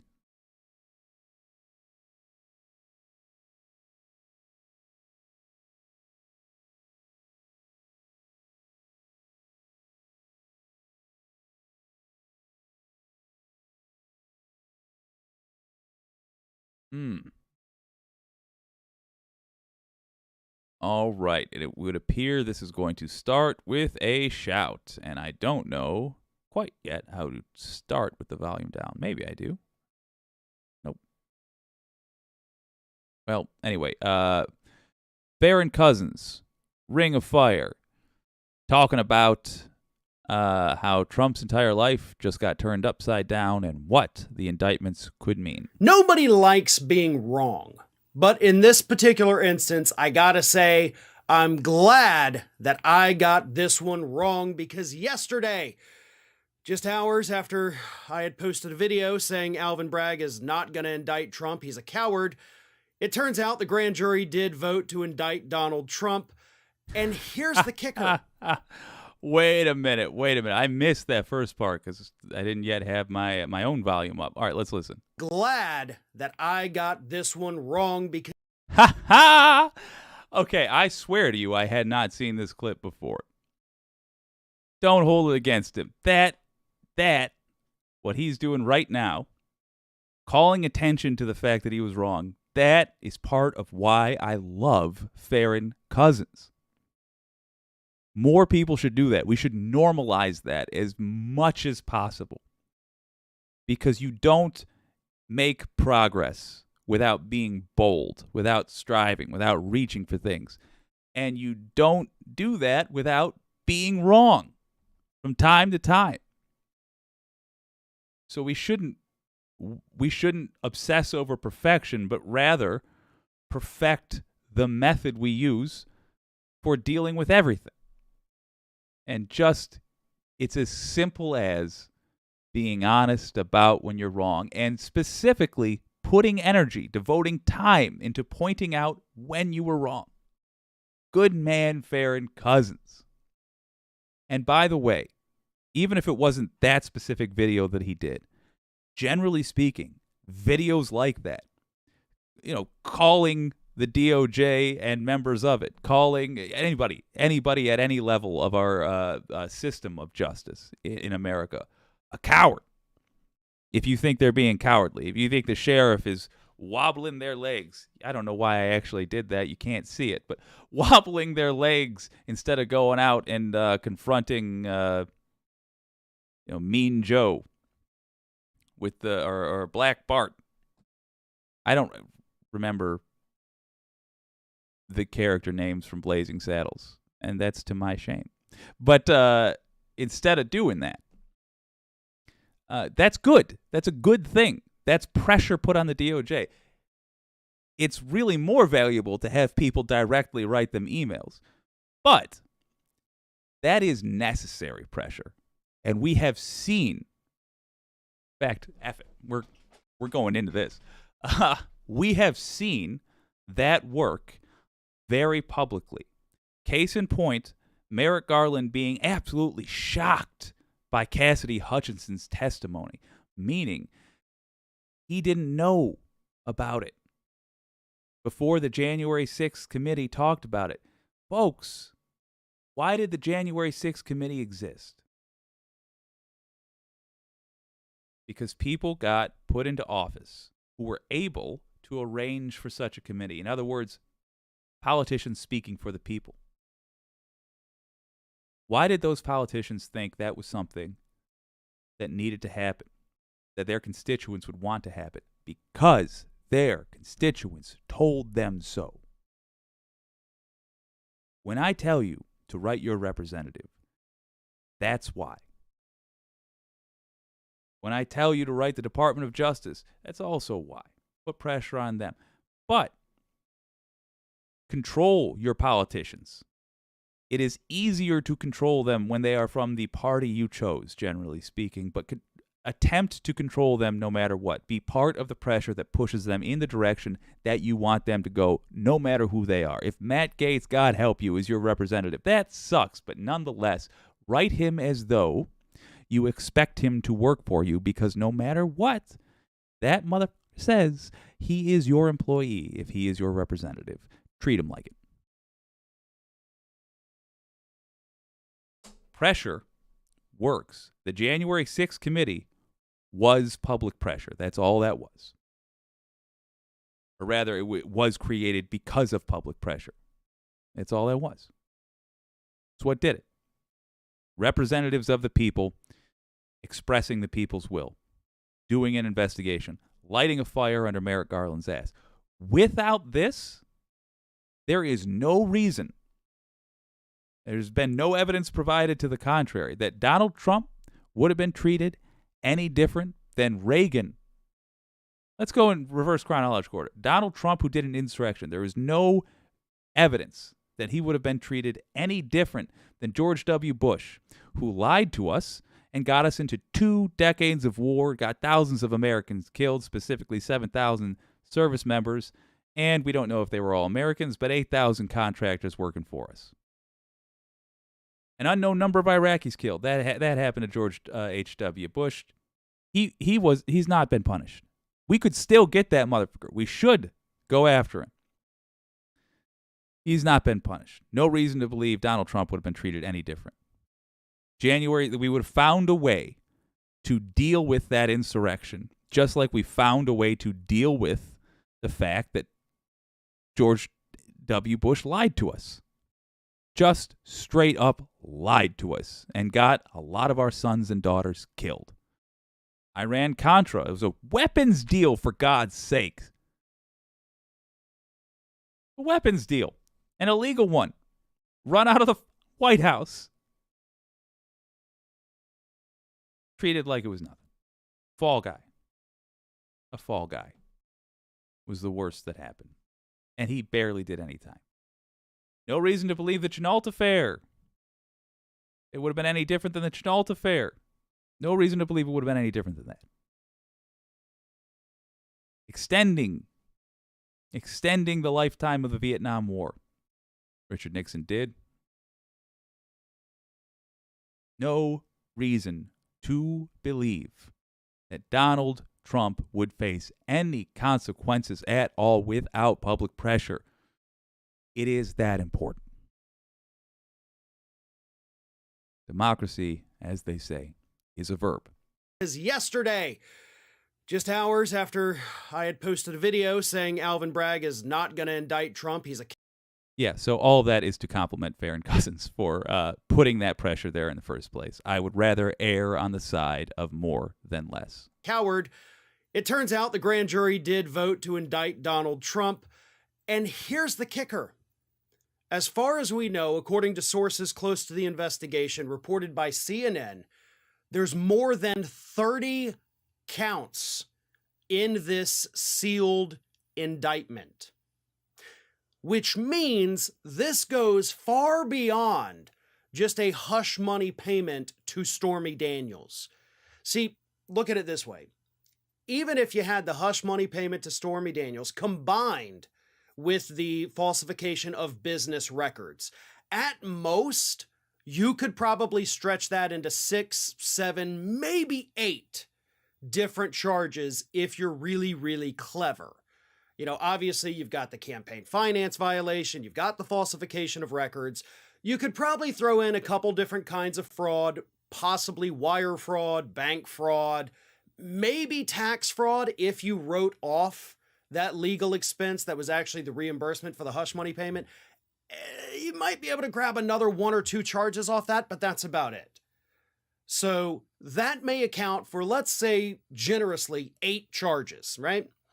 All right, well, you still got 22 other charges, so what are they? Ooh, that is a great question. He's going to probably break it down in a way that will be better than I can because he has the professional background to do so. I'm not even going to waste your time with my speculation, but I am going to read a couple comments. The most flattering thing I have read is Foxy Dragon responding to the question about the dragon part of her name. I am part of the TYT Dragon Squad. Hell yeah. Hell yeah. That alone, by the way, is increasing the odds that we will have a bright future in the U.S., in my opinion. You're supporting media that has an effect on millions and millions of people. Hell yes. A positive effect. Seriously thinking about changing it to Wicked Foxy Dragon. Woman after my own heart. I will always think of you as a Wicked Foxy Dragon, my friend. Leon Chevalier says, Dragon Squad?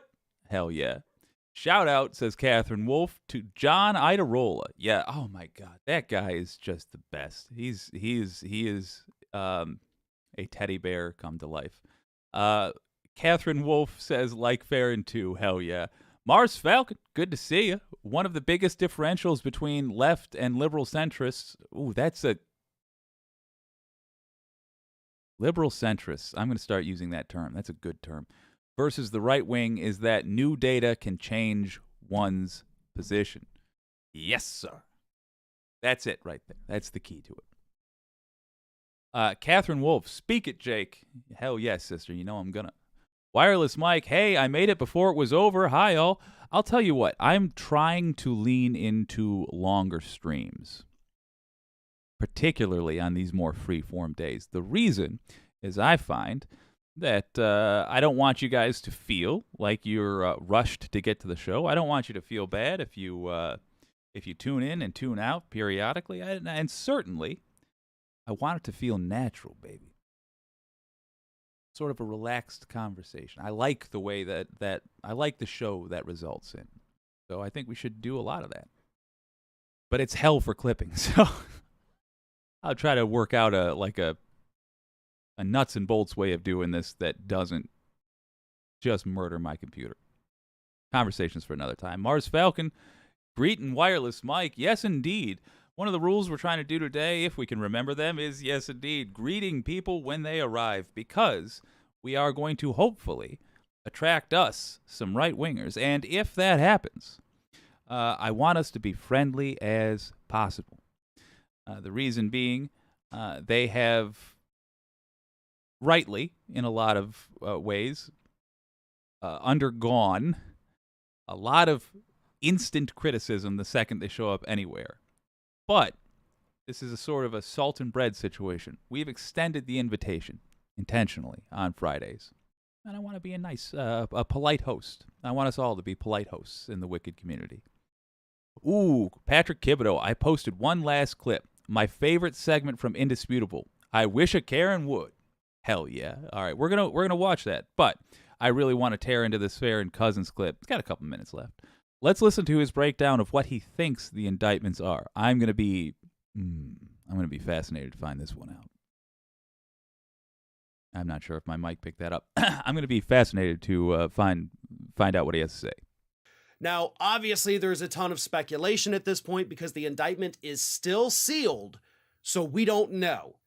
But if you've got, 22, maybe 25, maybe 28 additional charges not related to Stormy Daniels or the falsification of the business records to hide the reimbursement, then Bragg went big. He went bigger than any of us, especially me, thought he would go. It's likely that he may be going after all of the other business fraud that Pomerantz and Cy Vance were ready to prosecute for last year. As I've repeatedly said, Pomerantz told us those indictments were already written. They were ready to file them, and they never did. So possibly Bragg said, you know what? I'm getting kind of pissed about what's happening. I got these other indictments here. Let's go ahead and throw those in too. That's a possibility. The hush money payment to Karen McDougal, the catch and kill story involving David Pecker, who, by the way, did testify. Those could be in these charges. These charges could span literally every horrible thing that Trump has done in New York. Both hush money payments, the payoff, the catch and kill, the business issues, the fraud that the business was already convicted for. Trump and his kids are having a civil trial later this year. So this is massive. And we won't actually have to wait too long before we find out what these charges are. Donald Trump is expected, take that with a grain of salt, to turn himself in on Tuesday. Now, originally, according to reports out this morning, his defense lawyers said that prosecutors wanted him to turn himself in today.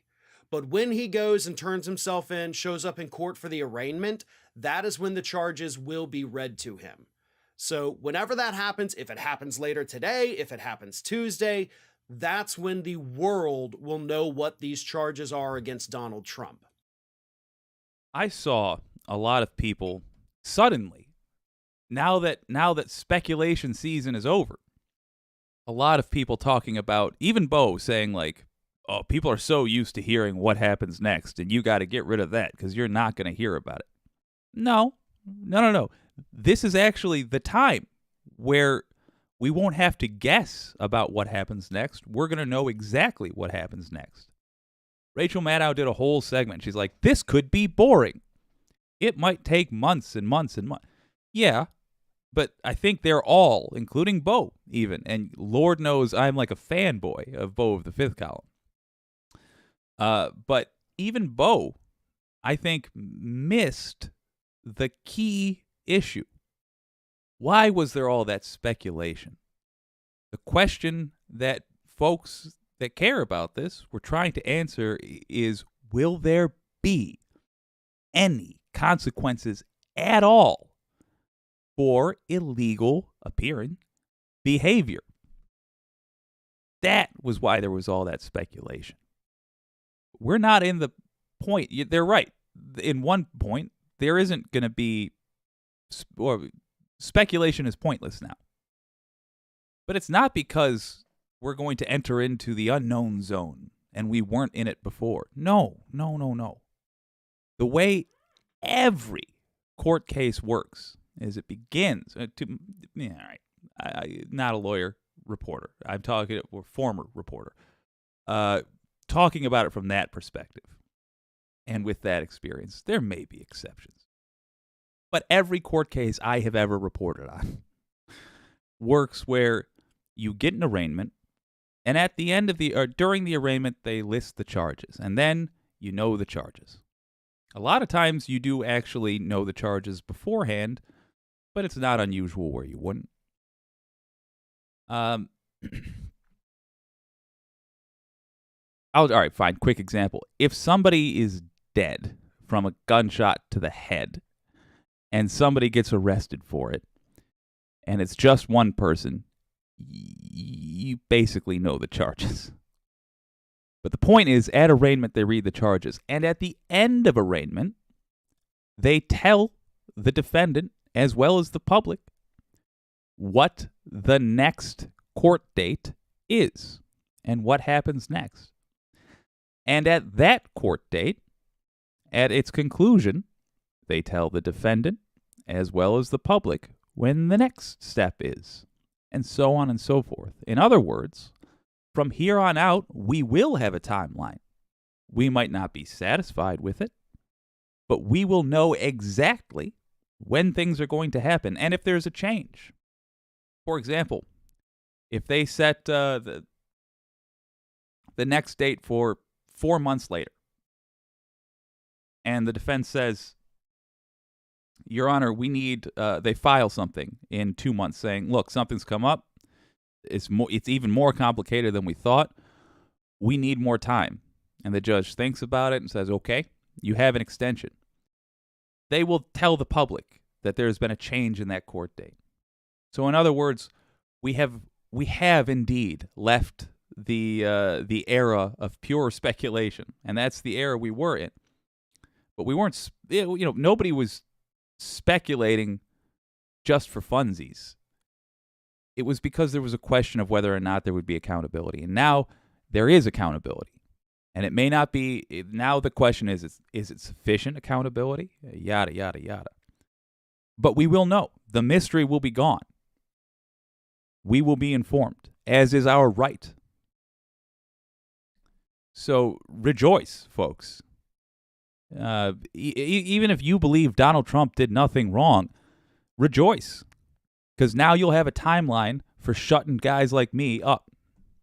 You have a gal at your job who's constantly ragging on Trump and you can't stand it. Well, you will know exactly when you'll be able to shut her up with a judgment. Because if you believe Trump did nothing wrong, they're not going to be able to prove otherwise in court because the evidence won't be there according to your beliefs. So, cool. You will have a date where you can shut us all up. Or, what I think is going to happen, you'll have to reassess your opinion of Trump because you will see facts that you were told the direct contradictory story of by Donald Trump. And you'll have to deal with that. But nonetheless, we will have dates for these things. And that is good. A good thing. And I know a lot of people are thinking, because I've seen it all over social media, obviously it's been a crazy, night. But a lot of people are saying, doesn't matter, by the time he goes to trial, the election will have already happened. Not true. In the state of New York, under their law, the prosecution has to be ready to go to trial within 6 months. That is the right to a speedy trial under New York law. 6 months.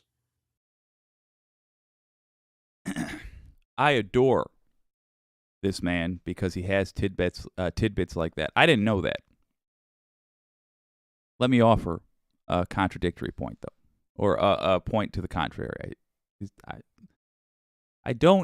I have about a 90% understanding of the definition of most of the words I use, but not 100%.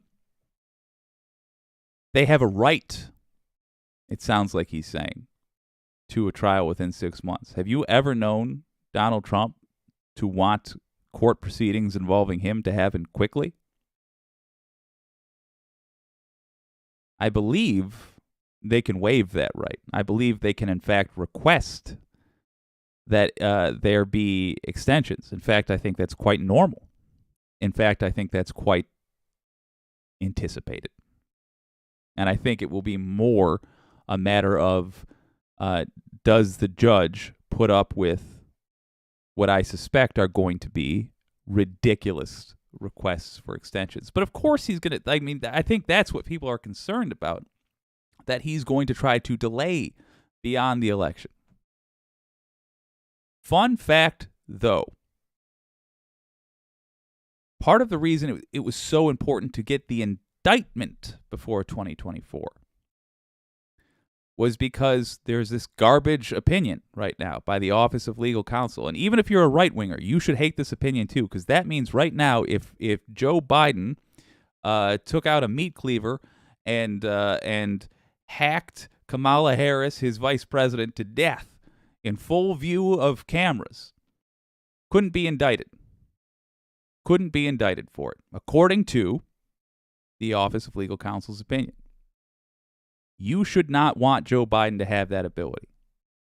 Unfortunately, Kamala Harris is kind of fast on her feet, and Joe Biden's kind of slow on his feet. I think she's safe. But, and that's a wild thing I've said, but the point is you shouldn't want anybody to have that power. But the important reason to get the indictments before 2024 is that now, let's say Trump gets elected while he's undergoing this trial. He stretches this thing out, and the judge is just a total pushover and lets him extend. Even if that happens, my knowledge doesn't mean the judge, while Donald Trump is President Trump, can say, well, it's a shame that you're in the White House right now because guilty. You did it. I'm sentencing you to 3 years prison. It's possible. There's nothing saying it can't happen. Good. If he did it, good. I fully believe that there should be nothing stopping like a city cop from knocking on the door to the White House with his partner next to him, holding up a warrant and saying, Mr. President, you have 150 unpaid parking tickets. You're under arrest. I want our president treated literally no different than my next door neighbor.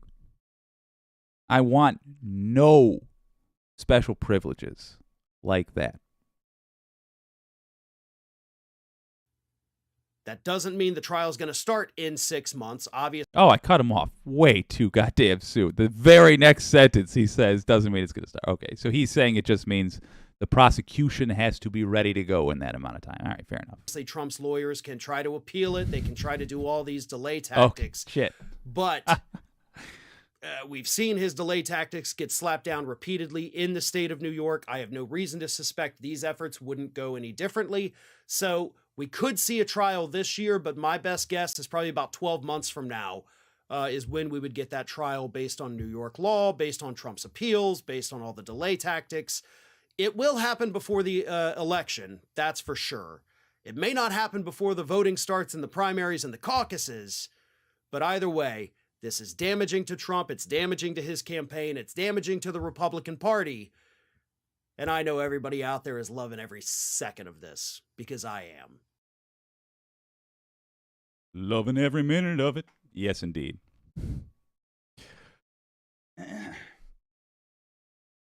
Great suggestion. Great suggestion. And again, it's one of those times where I'm really happy to be wrong. Ring of Fire has fresh content. Yes, it does. All right, we're gonna go into comments for a moment here. Well, we got another Peace Talk suggestion. I have got a problem right now that I have been wanting to have for weeks and weeks and weeks and weeks, which is a ton of suggestions for clips to look at. I'm going to look at every single one of them. It might not all be on this stream, but we're going to, just keep going with this stream for, as long as it feels right. The next up, though, Andrew Woznicki suggests a possible Salty Saturday video, and it looks like, oh, hell yeah, it looks like a British gentleman that I'm a big fan of. It's from James O'Brien. Yeah, we'll probably look at that on Salty Saturday. Great suggestion. Patrick Thibodeau is suggesting a video from Indisputable. And you know what? I think that's a good one for us to do. You guys aren't familiar. Indisputable, I think, and correct me if I'm wrong here, because I truly am not sure I'm remembering this correctly, started as a TYT show and it's branched out and become quite a good show on the internet. I'm downloading that now, and while that loads up, which will take all of apparently 10 seconds, let's read some comments. Wireless Mike says, I'm not going to make any guesses until I hear what the actual charges are. I'm just happy it's getting under Rump's skin. Yes. Mars Falcon says, I'm all for educating them. I always try, but some, I am confident, love to spread hatred. They want the ethno-state. They want those that they disagree with removed from society. Just saying. That's true. Here's something interesting that I might slide your way. I believe it's entirely possible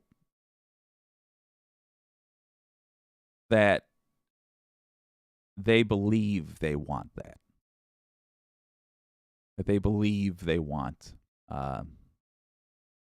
some of the more extreme things that they advocate for. But in reality, they don't. For example, in fact, if you look at some of the earlier streams, I was as bad as anybody has been with getting one key thing wrong. And another commenter, Catherine Wolfe herself, says, in fact, I think this is what you guys were talking about. The late, great Michael Brooks said to be ruthless with systems and be kind to individuals. Yeah. Michael Brooks, one of the heroes of this age. He did indeed say that, and I, towards even the beginning of WYCD, I was ruthless with individuals. And it's just setting aside the morality of it, and I don't believe it's moral, but it's not effective. It's like putting a Band-Aid on your bloody clothes as opposed to the wound. It's just not addressing the right thing. I wholeheartedly agree. And I think that a lot of these folks that are on the opposite side, and if you're joining us from there, welcome. On the opposite side, who are saying how ruthless they want to be with the individuals on this side, I don't think they've really thought through the implications of what they're saying. And I don't think they've really pictured what it would look like. I particularly don't think they've met, and if I'm wrong, tell me, very many of the people that they say they hate. The number one way you can test yourself to see whether or not you have an informed political opinion, and it's an opinion, it can be right or wrong based entirely off how you feel. What's important to know is it informed? And the number one way to test if it's an informed political opinion is if you can go to somebody on the opposite side and express to them what their argument is in a way they agree with. It doesn't mean you have their argument, but it means you can rephrase what they're saying in a way that they say, yes, that is what I'm saying. If you can't do that, then you do not actually have an understanding of what the other person's talking about. If we can get people to start doing that, we're going to get closer to being able to have actual productive conversations.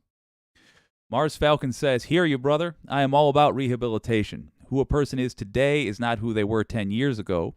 Likely will not be who they are tens of years from now. I guess I smell bad faith on some. True. And don't get me wrong. I'm not saying never take the fangs out. You got to deal with the bloody clothes too. But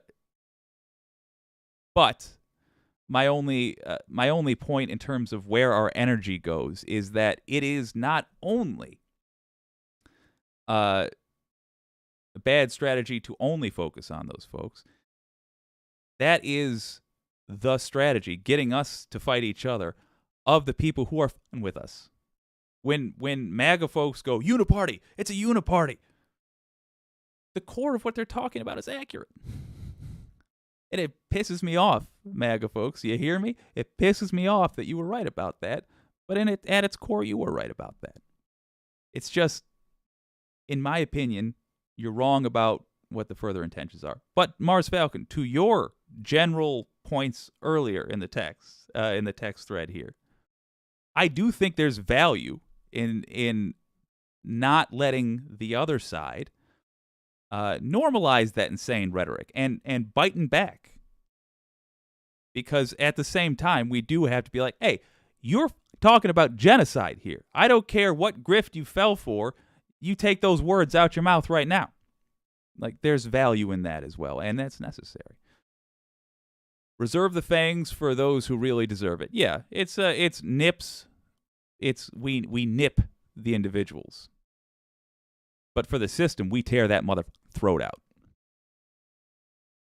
Death grip with the jaws. For that. Let me load this up. I'm going to bombard you guys with, once again, a very loud beginning to the clip. Haven't yet figured out how to not do that. But it looked like a fascinating clip that got shared, and I want to watch it. It looks like a fun thing. Might be a good way to... Okay.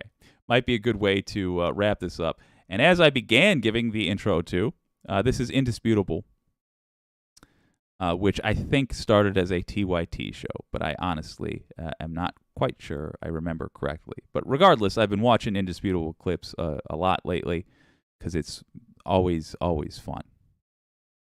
This Karen tried to cut my client in line at Target. Don't touch me. Don't touch me. I want and the back police up. right here now. And back up. And this is all on video. All right. Even more. Let's Karen tried to cut my client in line at Target. Don't touch me. Don't touch me. I want and the back police up. right here now. And back up. Yes. And this is all on video. Exactly, because you thought you were going to get in front of me. Ha! Exactly. Yeah. You're not talking to me. I am trying to make a return here. And that's exactly what I'm doing. So why you think you're so entitled? You thought you were going to come and stand in front of me? And then I correct you about what you did. You thought you were going to come and get in my face. We're not doing that today. Face. You did get in my face. And I got it on video. Stop playing with me. Nice. Stop playing with me. I was here first. I Oh came the my correct God. way, like all customers should. This is the best nonviolent self-defense I have ever seen. This technique of simply pulling out your cell phone, hitting record, and saying, like, all right, let's state what's happening right now. Let's take out the he said, she said as this goes on, and just let the camera record literally what's happening. That is genius. And I am so, you will always hear me talk positively about the progress of technology. Folks, once upon a time, the most serious threat facing us was that bear in that cave over there. And then Sam Colt took care of it. I mean, technology's amazing. And it allows for things like this. And creative use of it is fantastic. And it doesn't matter if it's a cop or a Karen in line at the store. This is a great way to defend yourself against he said, she said. Like, all right, you know what? This is no different than a cop's body cam. I'm going to tuck that in the front pocket. Just so you know, we're on camera. Why don't we hash this out again? It's so good. She jumped. I'm not talking to you. She jumped in front of me. And this young lady knows she came from this way. And then she said, well, I have a return. Ma'am, I'm already standing right here. Just get it over with. Right. She's giving up. No, Bye. Yes, you did. Bye-bye. Now stop playing with me. For real. Last warning, lady. Last warning. Oh. $31.59. Okay.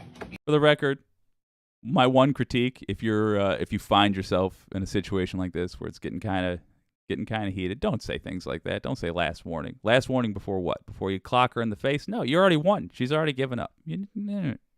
Just take the W. But this lady, look, in the heat of the moment, it's real hard to be smooth. It's very hard. So credit to this lady. She nailed it. You need my card? Do you want it back on your debit card? You can give it to me in cash. Cash? Yeah. We're done. Can you reset that one? The one, yeah, I put the You got the right one today. Hell you got the yeah. right one today. Let's go ahead and dissect what happened here. You see, And another mustache aficionado.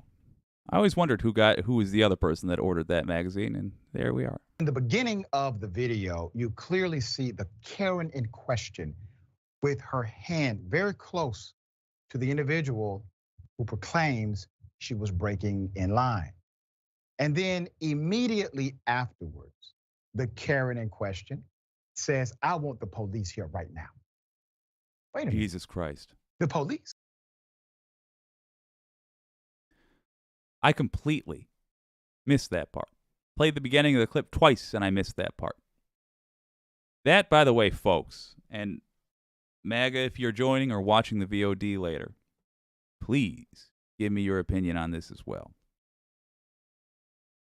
That, I feel, should be treated as a hate crime. Calling the police unnecessarily. Maybe not. You know what? I have to muse on that. This is first thoughts. Bear in mind, I may well correct myself later and say I've changed my mind. Right now, I think that should be that. A hate crime. There are a lot of folks that know that the police treat black folks differently. And they use that in the shittiest, most cowardly, despicable way possible, which is to try to scare black people or just get them killed legally by forcing a confrontation with somebody armed. Can you imagine if the situation were reversed and black people weren't killed disproportionately by police officers. And in fact, white people were killed disproportionately. And black folks were constantly calling the police on white people in an attempt to get them killed over things like not being allowed to cut in line.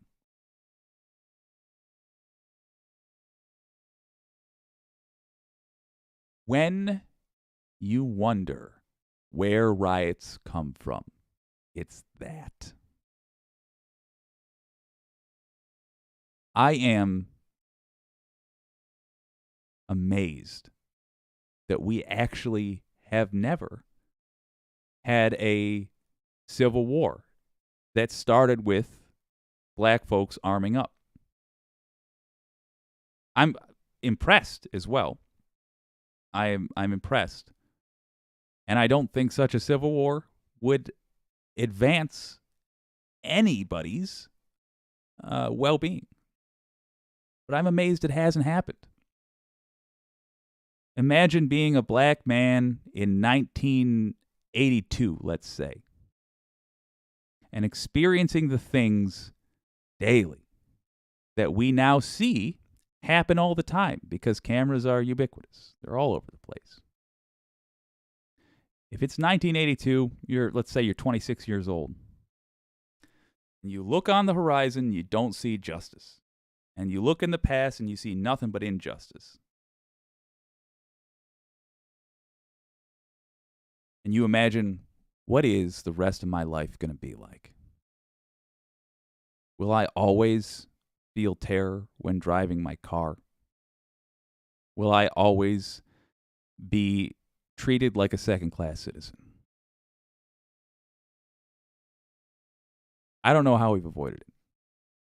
That woman is much more despicable than I thought. And I was going to ask, why is this lady even putting this online? Because I was thinking, she won.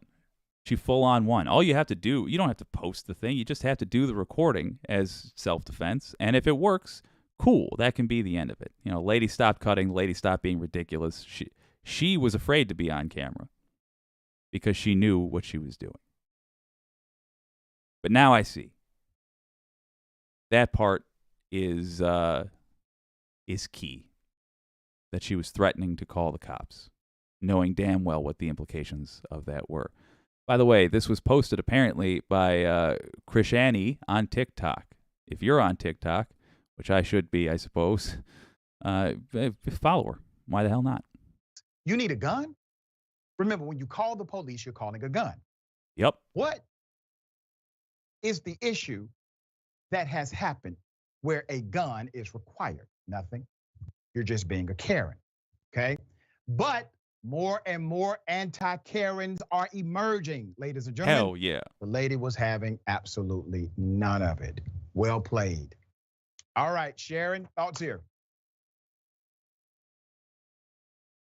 I don't want to interrupt Sharon because the only other clip of her I've had on the show, she knocked out of the park. And I kept interrupting at the worst time. So I'm going to let her go unbroken. I do want to say, and we'll talk about this a little bit more at the end. I'll read some comments and maybe we'll talk about this. But here's my answer, by the way, for that. One of the biggest tragedies of the George Floyd era protests, of which, by the way, I risked my career to participate in. And by the way, you should know this, it might have been unethical for me to participate in. I don't know. I literally didn't run it by. There's a person in a news station who you can ask, like, is this ethical? And I didn't run it by them because I was going to do it no matter what. And if I were a truly ethical man, which I strive to be, but I'm a human being, what I would have said is, fuck it. Who cares? I'll risk my pay. I'll get fired if I got to. That should have been the ethical way. But I didn't. And I did participate in those protests. I wasn't reporting on them, but I was reporting One of the biggest tragedies of them is the phrase defund the police. Not what that was trying to accomplish, but the phrase. Because it took all of that energy that a whole nation was giving and put it towards then a goal that was not only unachievable, but was so vague that there was nothing to achieve. Defund the police. What does that mean? And you have to then ask what it means and get it explained to you. And the problem is it means different things to different people. And I understand, by the way, that was just the thing that was being called for that really caught on. But here is my pitch for defund the police. Here is my pitch for what I would like to see in that vein. All that wind-up is to just say, I'm asking you to find a better way to phrase this than, some of the best political organizers that have ever lived in this country could come up with. So, just do that real quick. There should be unarmed police officers available because you should be able to call the police on someone who is just being a jerk. Not a dangerous jerk, but just a jerk. Let's take that lady that tried to cut in line, for example. Calling the police on this lady. If the operator were to, if she wasn't being filmed, that call went through, and the dispatch person was to take that, and they were to say, is she armed? Is she yada, yada, yada? And they were to establish that this is just an argument in a store. There should be an officer who has the authority that any other police officer has, and they simply have a different set of tools that they use. They are a conflict resolution specialist. And yeah, if they have to, they can put the cuffs on somebody.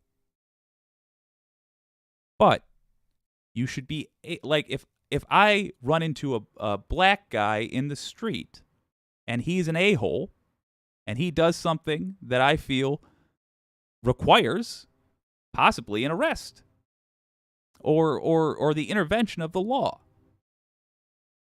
Let's just talk about it from a selfish white guy perspective, if that's helpful. I should be able to, there's the pain train for me getting hopefully not canceled.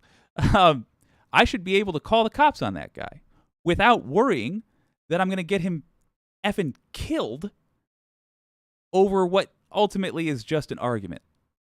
Let's say he walks up to me and slaps a lemonade out of my hand and says, "Double bird to you, buddy," and then keeps on walking. That's not worth somebody getting killed over. But also, that's got to be answered. I was enjoying that crisp lemonade on a summer afternoon, and now I don't get it. Let's deal with this in a civilized manner. But I cannot call in good conscience a guy with a gun to come intimidate that guy. That's a massive overreaction. So, what I'm looking for from you, what I'd like to discuss maybe a little bit, is a way to phrase that is more efficient than somebody saying, defund the police. And again, it's not even, honestly, the more I say this, it's not even a criticism of that phrase then in the George Floyd era. Because, people were looking for a way to encapsulate a lot of things. But it's no longer a useful phrase because it doesn't call for specific action. And there is one of many, but there is one specific action that I think we should take. Let me know if you got good ideas for how we could pitch that in a short phrase. What we could call those kinds of officers that we could call for the creation of and the support of. Now, let's hear what this gal has to say. It's so typical, Dr. Ritchie, because the Karens have a playbook. They need to revise it. They really do at this point. They start cackling, dancing crazy like the Sandman needs to drag them off stage. And then they start howling at the moon. And as soon as you call them a junkyard dog, oh my goodness, you've offended them and you're in the wrong and they did everything right. It's pitiful at this point. And yes, she got the right one today. Yeah, I thought it was well played. Welcome to Indisputable. I'm the That's host, it? Dr. All right, I didn't say his full name once. Here we go. Dr. Rashad Ritchie. There we go. Dr. Rashad Ritchie. I have done that poor lady dirty twice now on this show. I will find a lengthy clip of her talking about something and playing it just because I feel bad that that's now twice that she has been on the show and barely been featured. To be fair, I've mostly seen her in support roles on these shows, just commentating. Catherine Wolf says, indeed, the warrior mentality is not always needed. Very rarely, I'm sure. Yeah. And there, when there's a fender bender or something like that, and the people involved need a resolution, they do require that. But there's no, it doesn't have to be physical. Wireless Mike says, police should be trained to de-escalate first, always, anyway. Sadly, that's just not the case now. They are trained to de-escalate. That's a major part of, at least, forgive my Michigan centric outlook, but I've spent a lot of time here in Michigan. That is the training they receive, and it's unfortunately overridden by the training they later receive, which is that everybody's going to kill you all the time. Remember that clip that dang dad did that we played on here? That training overrides it pretty quickly. Mars Falcon says, some folks just want to make lemons out of lemonade. Well done. Yeah. Yes, indeed. Demanding civility after the tables turn, says Mars Falcon. Classic Chuddism. 100%. Patrick Thibodeau says, Sharon hosts the show regularly. Yeah, she does. I just like the clips I end up using. I swear I don't have it out for Sharon. I never happen to feature her, and that's my bad. Well, we'll adjust that in the future for sure, because I do like her. Like when I hear her, it's usually on like a day when I'm recovering from a lengthy stream the day before. I'm like, oh, I'm sure I'll come across this again later. It never happens. Y'all, I'm a big fan of Friday Peace Talks. I'm delighted that the sheet works. We can use that. And I really hope that we can get some folks that disagree vehemently with me and you in this chat suggesting clips. Invite someone for next week. Let's make that a goal for next week. Next Friday, 9 p.m. Eastern. I'll put the correct time zones all across in a post on the community tab later. Invite some folks. Help me out. Get some folks here that will disagree with me. And, be their sponsor. Bring them in. Introduce them even. Say, hey, we're joined by whatever. Or just ask them to say hi. Because I very much want, as fun as this was, and we might, Salty Saturday might just be this, but we agree that we're going to be batches about it, But I really want, on Friday Peace Talks, to have people that disagree with all of us here. There is no better way to make peace than to understand each other.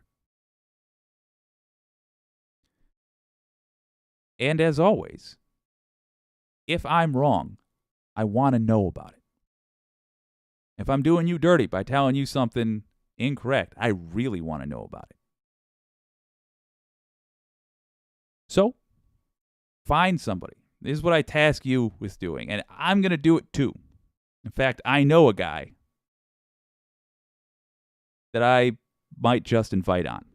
Specifically, like it's like to co-host the show with me for one day, or at least do a talk with me for one day. There's a YouTube channel pretty much in my weight class with subscribers, so I don't feel like I'm going to be pulling them away from whatever to talk about it. Big time Trump supporter. I'm going to invite them onto the stream. Maybe they'll say yes, maybe they won't, but you have my word, I will send the invitation tonight. Well, tomorrow morning, because I got like 12 more minutes left in tonight. But I will send the invitation. You guys, try to find somebody that disagrees, generally speaking, with us. Invite them to the peace talks. And we'll talk about a piece that they want to talk about. In the meantime, I have a beverage to finish. I hope you all enjoyed the peace talks this time around. This has been WYCD Wicked. That stands for What You Can Do. I had a blast hanging out with you today. My name's Jake.